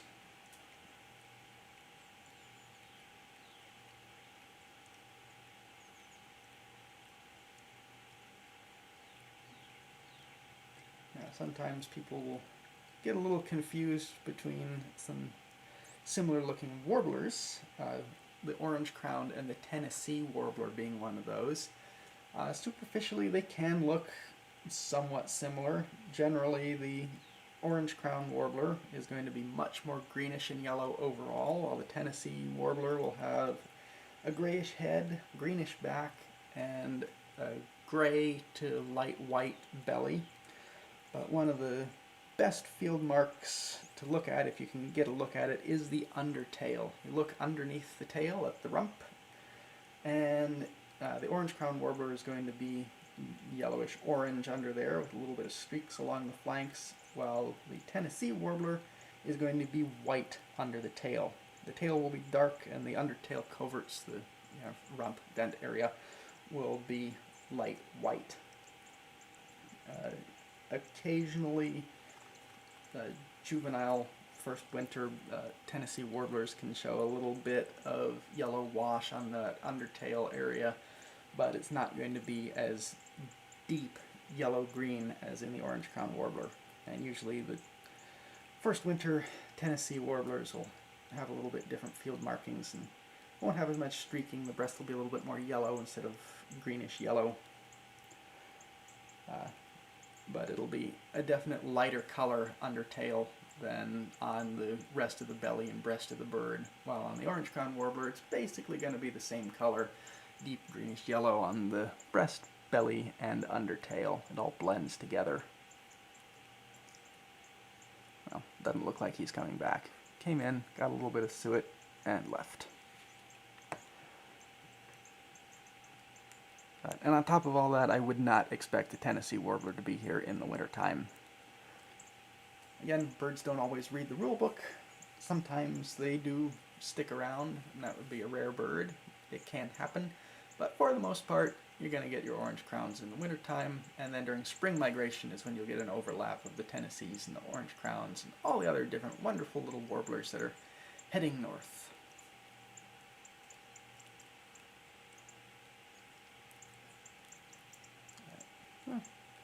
At least we've got old reliable here, Cardinal.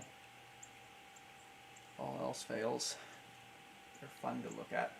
Pretty birds.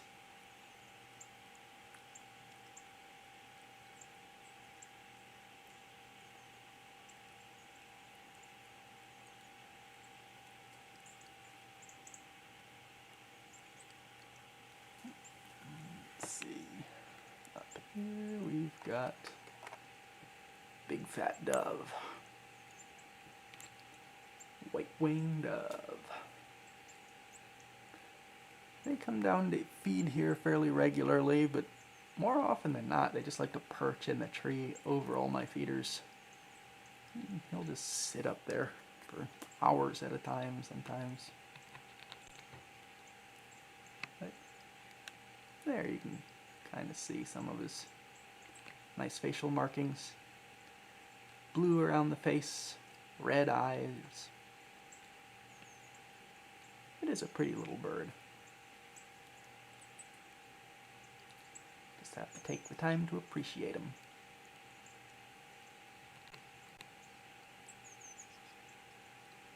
I think he's debating coming down for more food.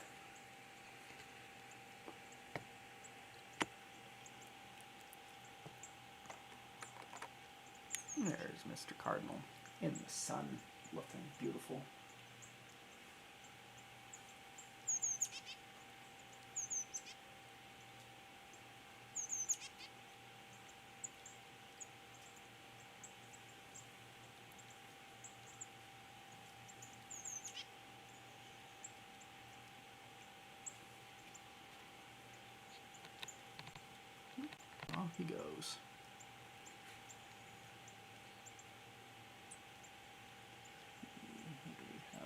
here now.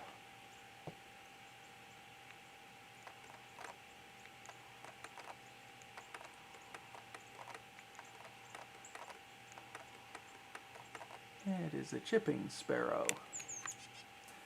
Big surprise there, another chipping sparrow. I hear the titmouse fussing, coming down for another drink. There it is, titmouse. See that nice little salmon wash on the flanks. There we go.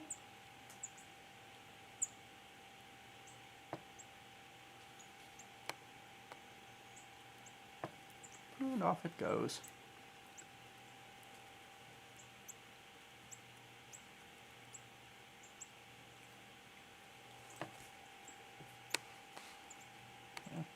Brief out of focus view of a chickadee.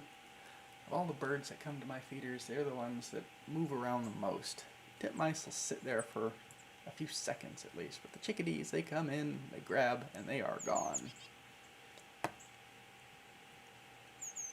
Cardinal.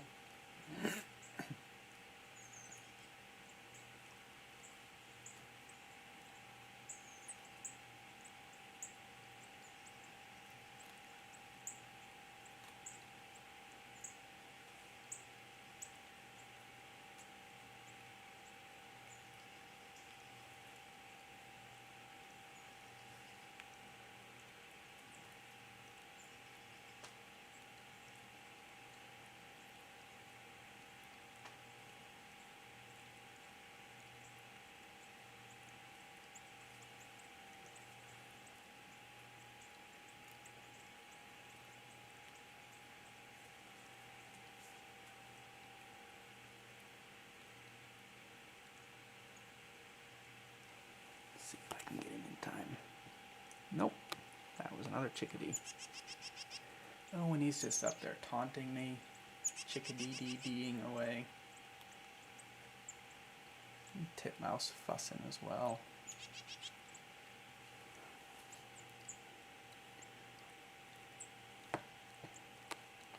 Only they'd all sit still like the Cardinals.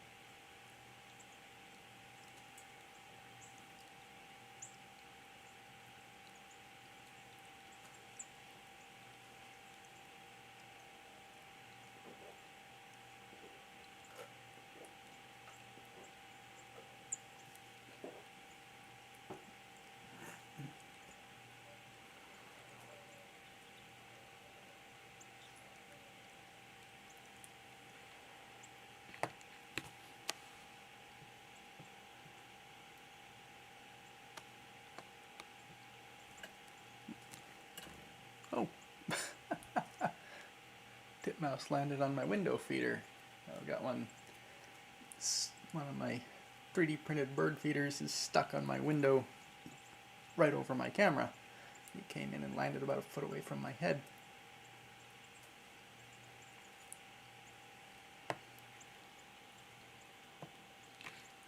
Oh, what have we here? Mr. Bushytail was up. Oh, we got another bird. It'll hold still. Buick's wren. Nice little gray-breasted, long-tailed Buick's wren. Got a nice big white eyebrow.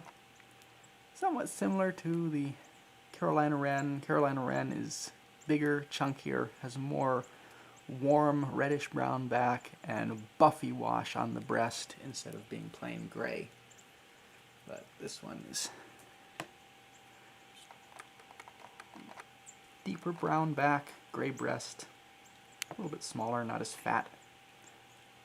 Buick's wren.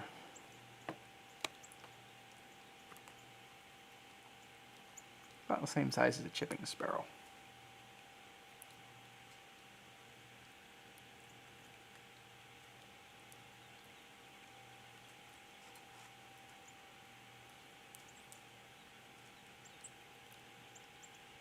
much more active than a chipping sparrow.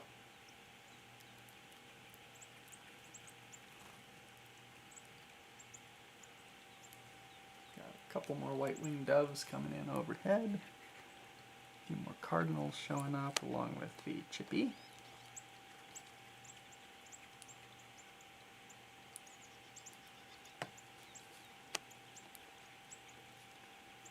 Bunch of chippies. I think I might have just heard an American goldfinch. I've been having both lesser and American goldfinches coming in. See if they might come down here. Of course, the lesser goldfinch is going to be, the male is a bit more striking colored, yellow below, black, sometimes with a little greenish on the back. The female is more yellowish overall, while the American goldfinches, they're going to have more black wings, but the body is just going to be a pale gray. They won't be yellow overall like the lesser goldfinches are. They'll have yellow in the face, but they won't be as greenish yellow as the female lesser goldfinches are. And of course the male lesser goldfinch stands out as very obviously different from American goldfinch. We'll see if any of these guys will show up. It'd be very nice if they did.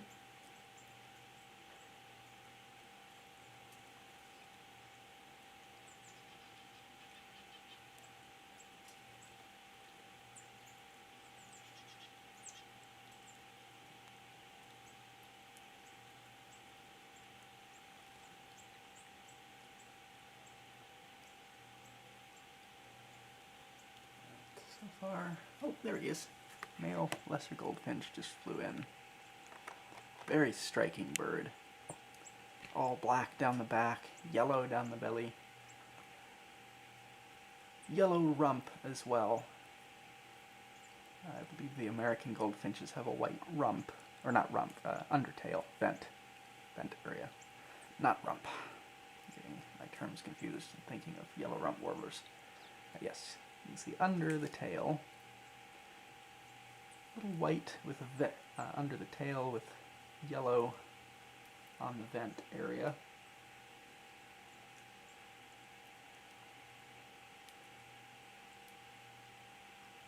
Well, that would just be all white in the American goldfinch. And of course, much less yellow. When you get the American goldfinch males in their breeding plumage, they are very strikingly yellow, all down the belly, some down the back, all just overall they're striking yellow. They don't have as much black down the back as the American goldfinch male has. Black in the wings, but the yellow continues onto the back in the American goldfinch.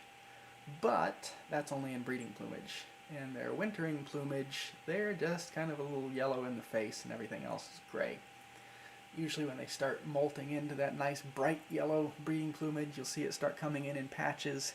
That's usually when they leave and they head back north. Thankfully we have the lesser goldfinch that sticks around here. It gives us some nice yellow all summer long. But the American goldfinch, you usually have to go up north to catch them in their full breeding plumage because they don't stick around down here once that starts coming in. Oh, I see the Buick's wren again. Skulking around the brush pile. There he is. Decent look at him. Very active, going around looking for insects. Holding his tail cocked up a little bit. You can see how it's a deeper brown on the back and just plain gray on the breast.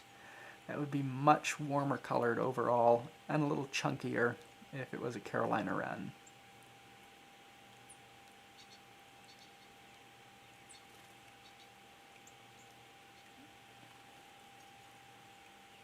I'm hearing the goldfinches coming back again. It'd be nice if the American came in.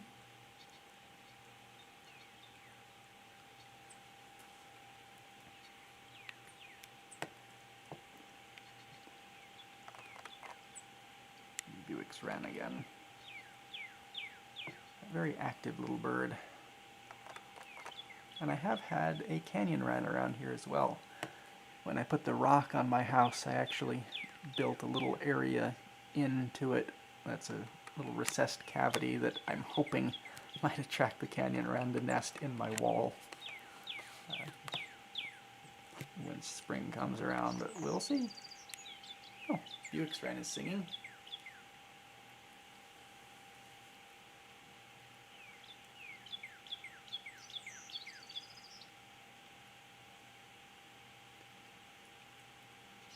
So far the feeders just have chipping sparrows on them. Of course, this is the white-winged dove on the ground. 2 white-winged doves.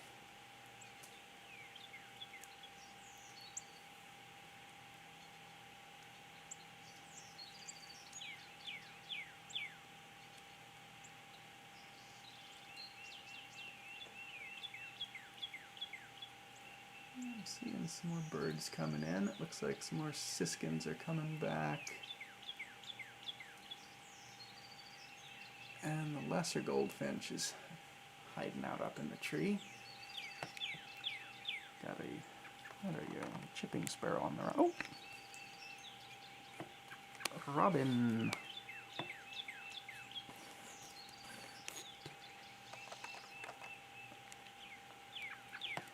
That's good. Had a little robin earlier. It's nice to have him again. Maybe the whole family will come in this time instead of just one.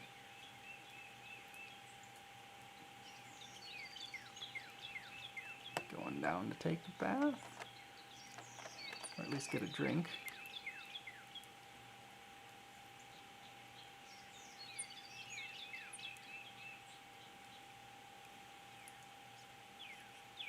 Oh, here's a good comparison shot. Let's see if I can get it focused in time. Yeah, well, and there it just flew away, but it was a lesser goldfinch and a pine siskin. Let's see. Comparison in the size at least, but well, they don't always hold perfectly still. Let's go back down to this robin. No, robin flew away.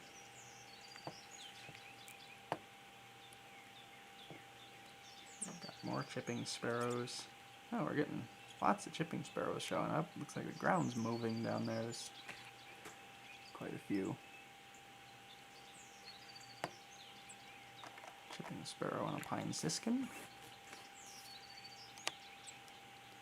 Enjoying some seed on the rocks.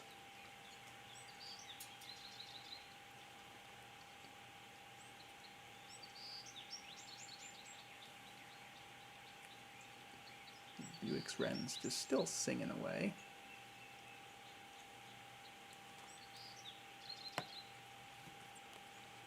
There's Mr. Dine and Dash. Of course, the Carolina chickadee.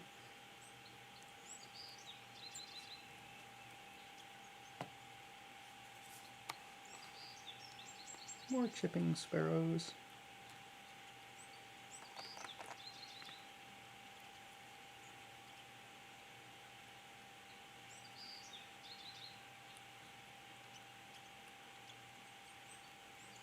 Oh, here's a good shot.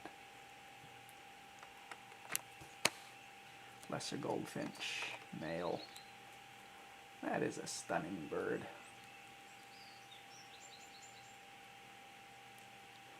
Nice bright yellow. And as you can see, they do keep this plumage basically year round. Middle of winter, he's still got his dark back, bright yellow underneath. The young males won't be quite as fully colored in, but they'll molt in by summertime. This guy, adult male, nice bright yellow all down the breast and the back, or breast and black down the back.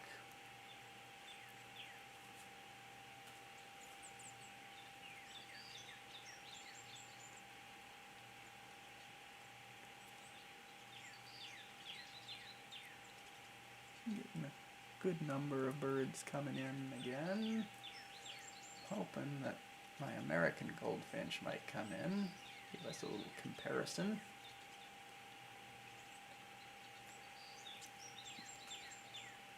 Decent sized flock of pine siskins and chipping sparrows coming into the water.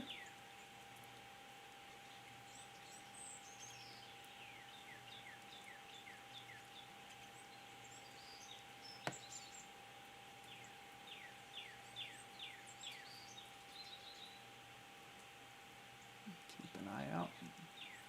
Might get a different type of sparrow. Still hoping my field sparrow shows up again.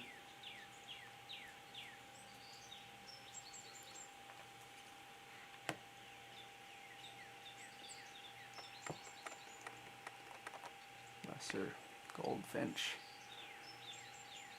Also enjoying a sunflower seed.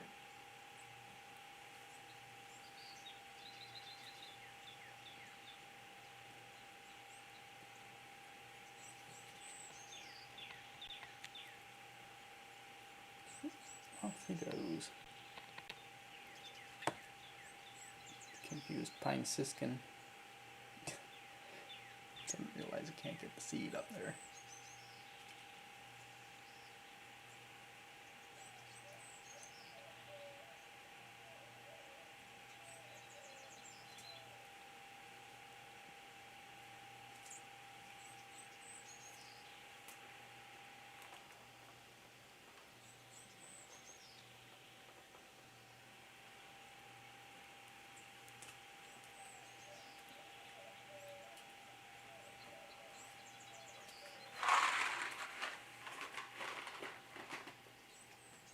Yeah, the pine siskin.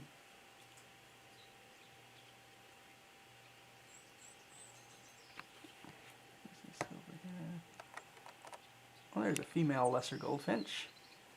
You can see how it's all yellowish all over. Well, you could for a second. The great thing about live stream videos, you can always scroll back in time later and get a look at the birds that we only get a brief flash of.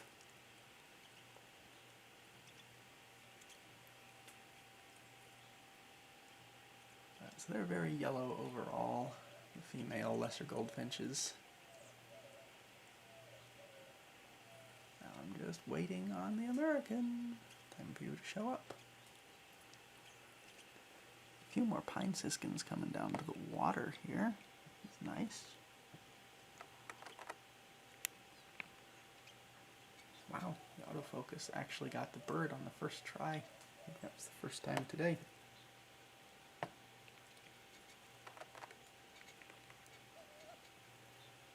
Good looking pine siskin. There's the female lesser goldfinch.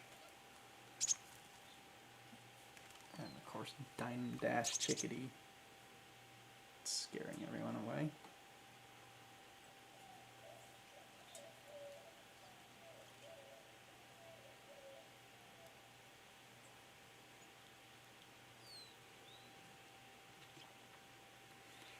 There's the male lesser goldfinch again. Nice dark back. A little white in the wings. More visible when they fly. White in the tail as well.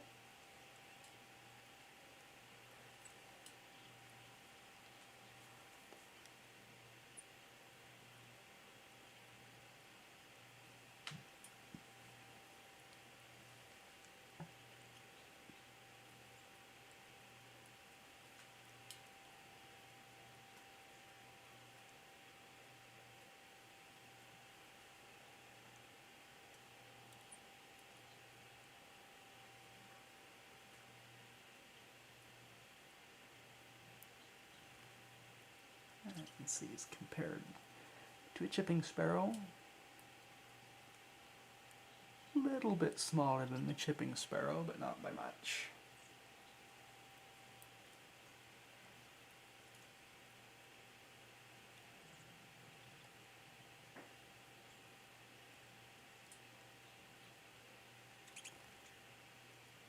Here are the pine siskins doing their calls.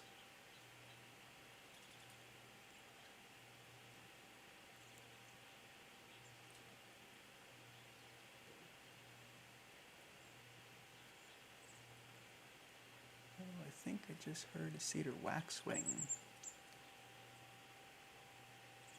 They do come down to the water. It's really fun to watch 10 or 15 cedar waxwings all swarming around the water feature.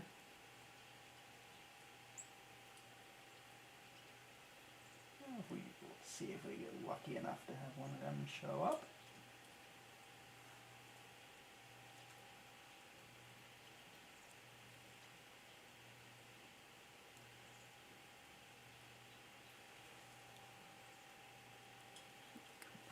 There's a Cardinal.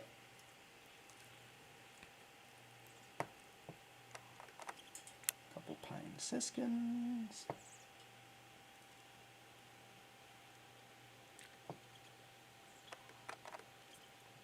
Siskin on the water and on the ground.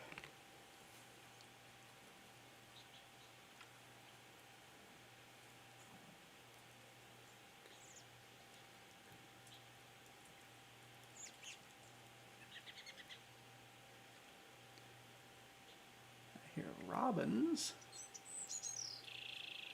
singing Buick's wren.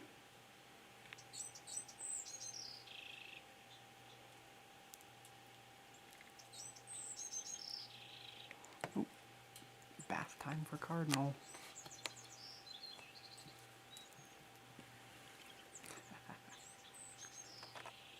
It's always so much fun to watch them.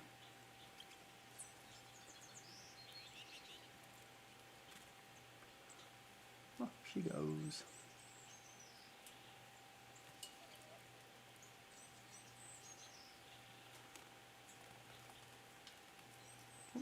And the robin is back. Well, briefly.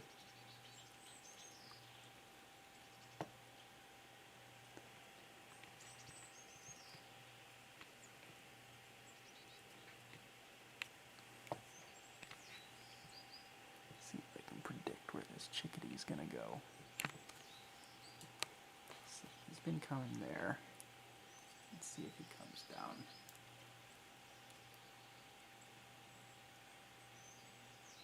Nope, he flew to a different perch for once.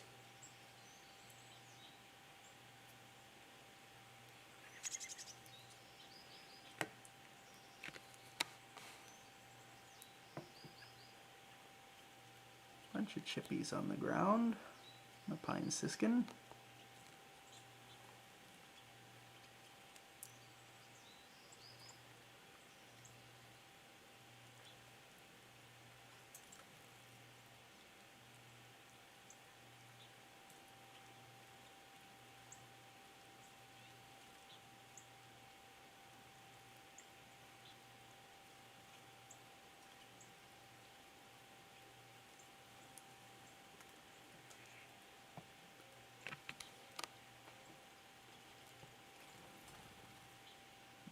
Siskin. Oh. Something spooked them all.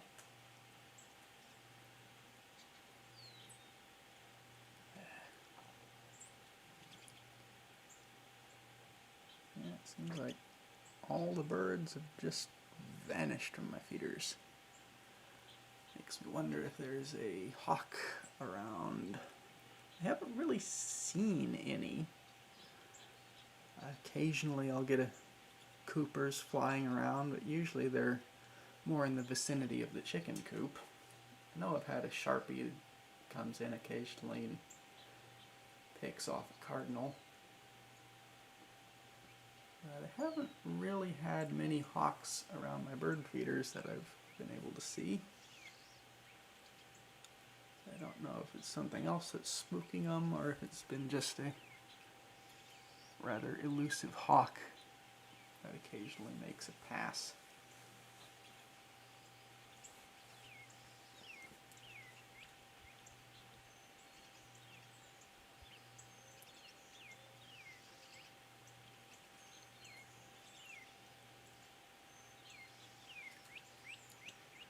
There's nothing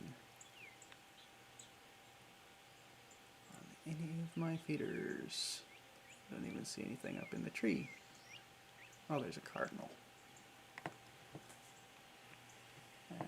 Yeah, there's a robin.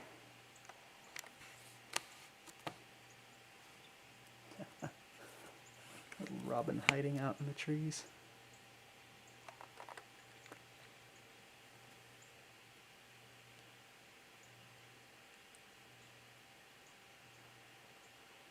Not getting my big robin flock in today yet. Just one at a time.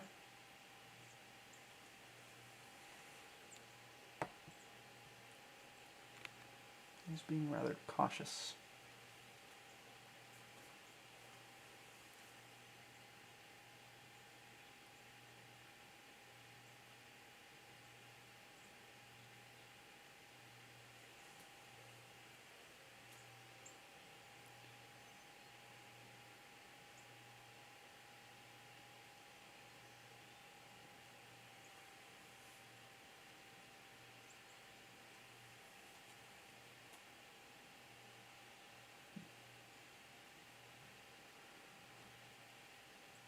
Yeah, I haven't had the huge robin numbers right here in my backyard, but walking around the property, especially out in the fields in the evenings, yeah, we get a few hundred robins that come down every now and then.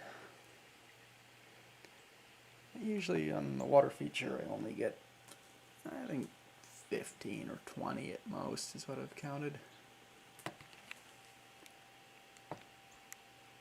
But eventually I want to put some more berry bushes back here. It's kind of dormant for the winter time, but I've got my mulberry tree right there, taken from prime High Island stock. I don't remember if this was from a cutting or from a seed that I pulled out of a berry. I got both one year. They were pruning some of the trees, so I bundled a bunch of them up and took the cuttings home, a few berries, planted them, got a few things to start sprouting. But it's been growing pretty well, so hopefully here in a few years I'll have a mulberry tree directly from High Island, Boy Scout Woods. Seen many wonderful birds in their mulberry trees there, so I'm sure I should be able to get some nice birds attracted onto my backyard as well.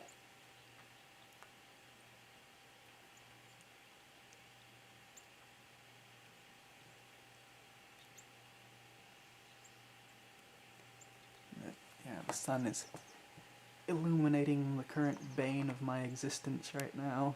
You can see the wonderful orange ash juniper pollen up there in the tree. Surprised I've actually kept my voice for talking for 2 hours at this point. I've been feeling that ever since the moment I got back home from Minnesota.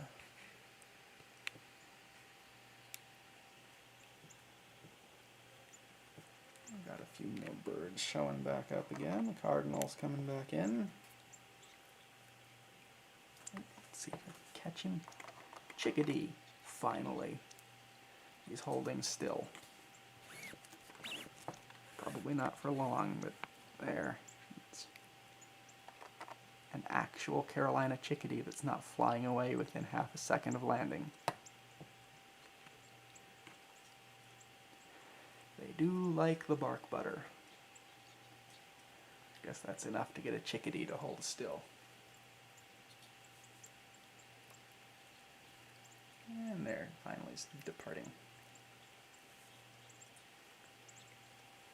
He's coming over here, going to grab a sunflower and fly away, of course. As the chickadee does.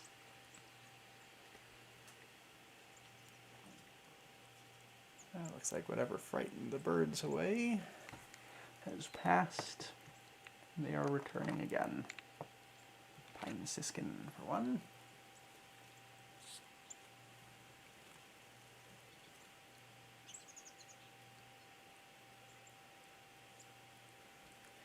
Cardinal.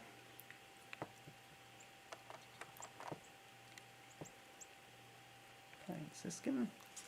Oh, and that chickadee did remind me, give a little public safety announcement about certain bird feeders. This one, for instance. Oh, there's a Oh, nice young male lesser goldfinch. You can see his green back.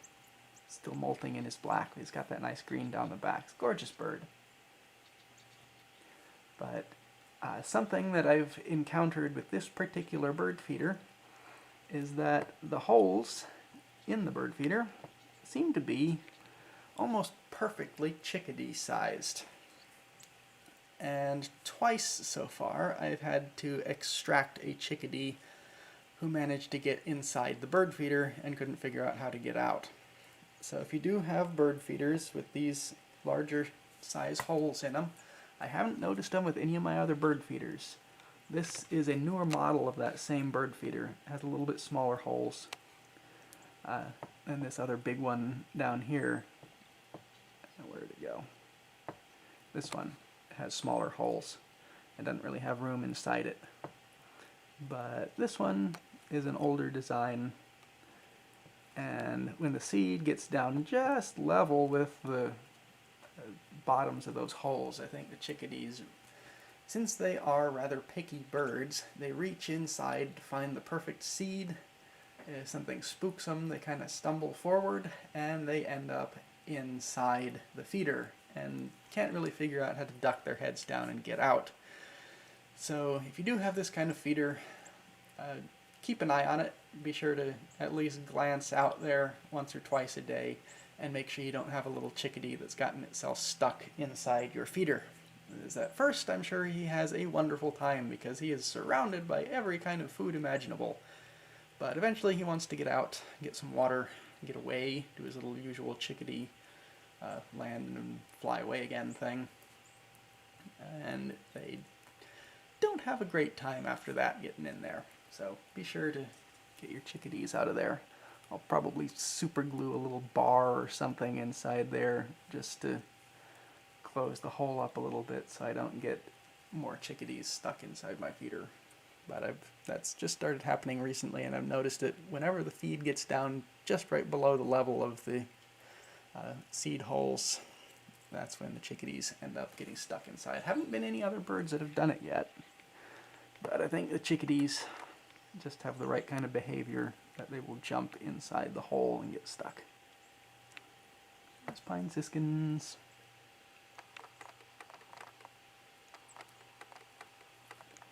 Come on, focus.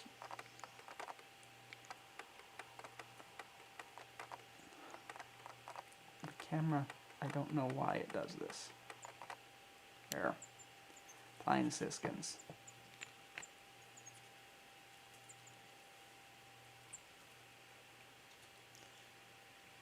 I think we've got, yeah, there's that young male lesser goldfinch, green back. There, young male and adult male lesser goldfinch, and a pine siskin below for comparison.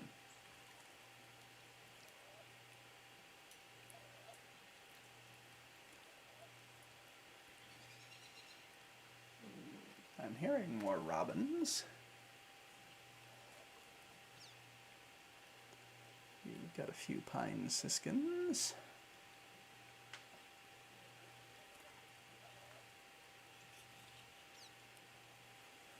The pine siskins are coming into the water feature. I'm kind of angled down here.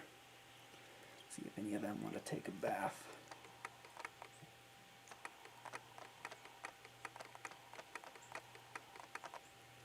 There he is. Oh, doesn't want to take a bath.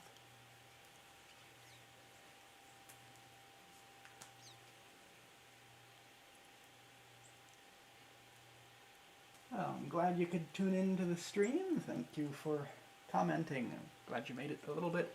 And for anyone that did miss the earlier portions of the stream, it is all going to be available in its entirety on my YouTube page afterwards. It'll automatically get uploaded, so you can just go to the Hoothavian YouTube page and scan back through and watch whatever parts you missed if you want to.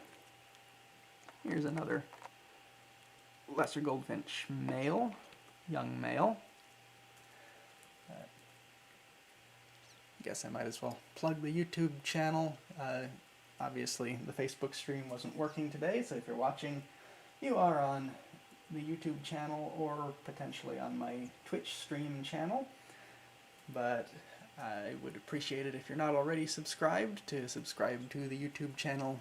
Just getting more interaction, people commenting on videos, liking them, just subscribing to the channel helps me out a little bit, gets me pushed further up in the YouTube algorithm, and eventually if I start getting enough views, hopefully I can start making a little money back off of this. Of course, this is mostly just a hobby. I lead birding tours as my main source of income. Haven't been doing much of that this year, but if you're interested in a birding tour, I'm happy to set up a private tour, or eventually I'll be getting back to doing group tours once vaccination and safety has come back around. But otherwise, if my YouTube channel keeps growing, that might be yet another source of birding income to help me keep producing this stuff and maybe start doing more on-location streams as well. Let's see what... Oh, our orange crown warbler's back. He's eating the suet. See that nice little yellowish undertail, greenish on the back, a little gray on the head. He's not as gray as some, but they love the suet. And off he goes.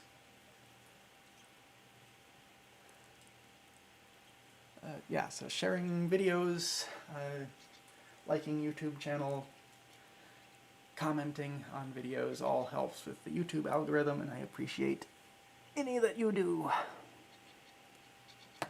Here's a titmouse having some bark butter and vanishing. Let's see, what else have we got out here? Lots of pine siskins. There's some pine siskin.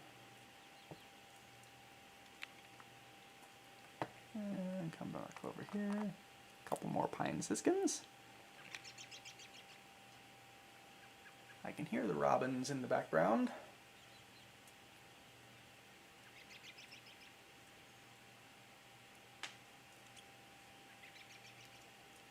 Squeaking away.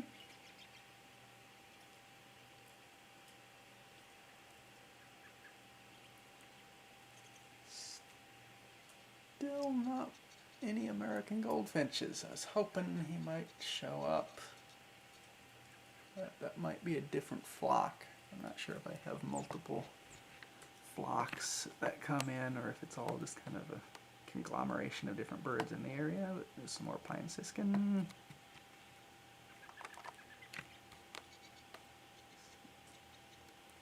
Chipping sparrow and pine siskin.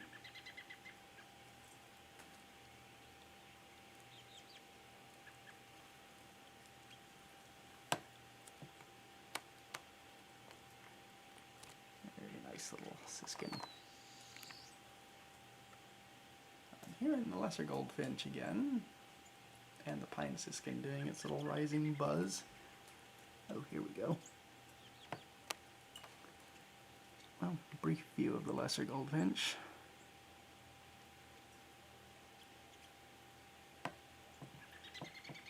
Pine siskin on the drip.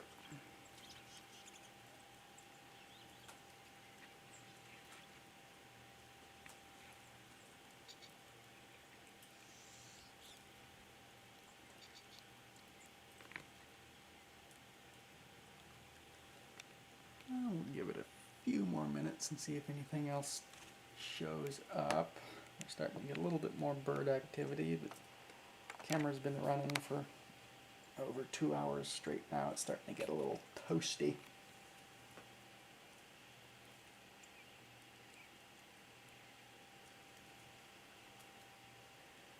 Cardinals, they love the bark butter. Oh, here's the male lesser goldfinch.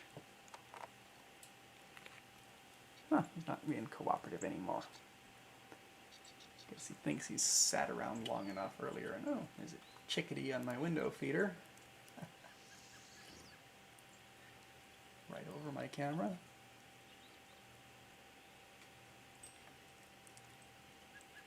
Lots of siskins. Cantankerous little fellows.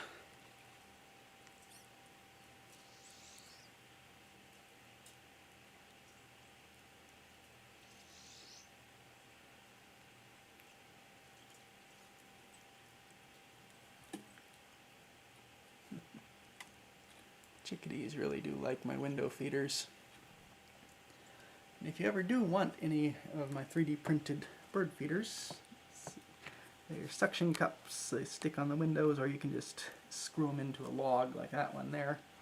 I will be happy to give you one or several. I 3D print them in large batches and use them as, well, kind of like business cards, hand them out to people. So if you don't have one of my 3D printed feeders, just let me know, and if I run into you, I'll definitely give you one. Or if you want me to ship you some, just pay the shipping cost and I'm happy to ship some to you. Or if you have a 3D printer of your own, I'm happy to share the STL file that you can print one or more out yourself. So just let me know if you're interested and I can get you one of those. Actually might just go ahead and post the feeder online on my Facebook page. If anyone out there has a 3D printer, you're welcome to it.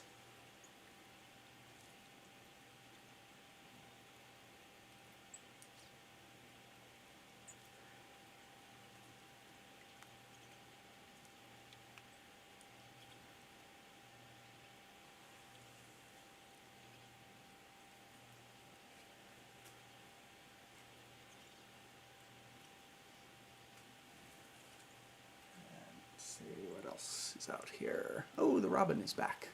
Well, I say that as it flies away. Darn it. I hear the chickadee. A little dine and dash chickadee, where'd you go? And oh, there's a bunch of siskins on the ground back here. Starting to get to the time of day where the sun is just glaring straight at me. Really see my screen well anymore. There's pine siskin and chippies.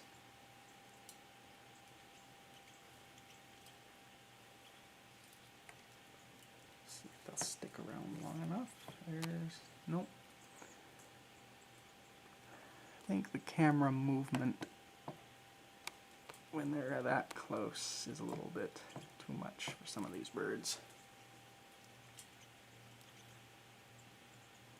Maybe I should just stick a coffee can to the outside of my window, let that swing around a little bit all the time to desensitize them to movement. But good looks at the chipping sparrows and the pine siskin. Seems like my Lincoln Sparrow has moved on. I've not seen him for the last hour or so.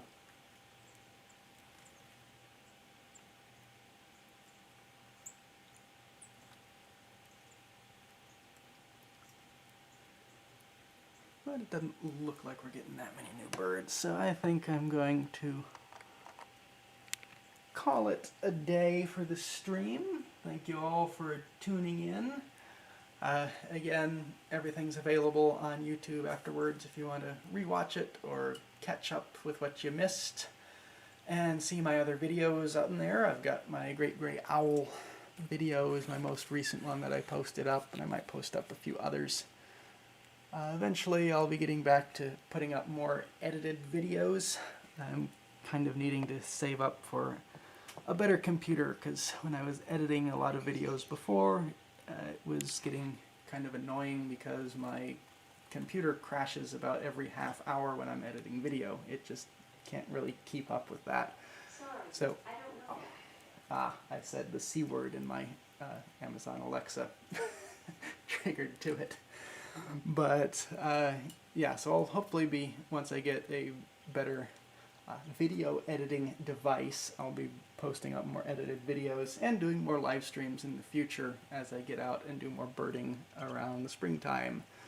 I'm not sure what my trips are going to be for the spring. I'm hoping by April, May, I'll be able to do a little high island trip with some people. If vaccinations and safety has gotten to that point, we'll hopefully be doing that. Everyone can drive down there in their own vehicle, and we just kind of get together and bird, following whatever protocols are available at the time. But yeah, sign up for my Facebook page, my newsletter, subscribe to the YouTube channel, and that'll basically get you all the information you need about my upcoming activities. And for anything else, feel free to send me an email. I'm happy to answer questions, set up private tours, help you with bird identification. If you take pictures of something and don't know what it is, I'm happy to help you out there. But again, thanks for tuning in. Hope you had an enjoyable morning out here with the birds. I'm glad we got a decent showing from some of the finches and the sparrows. And I'm also considering doing another sparrow class like I've done a few years ago. Maybe do something either online or in person once we're able to do that again. But thanks for tuning in, and I will see you all next time. Have a great day and good birding. Bye-bye.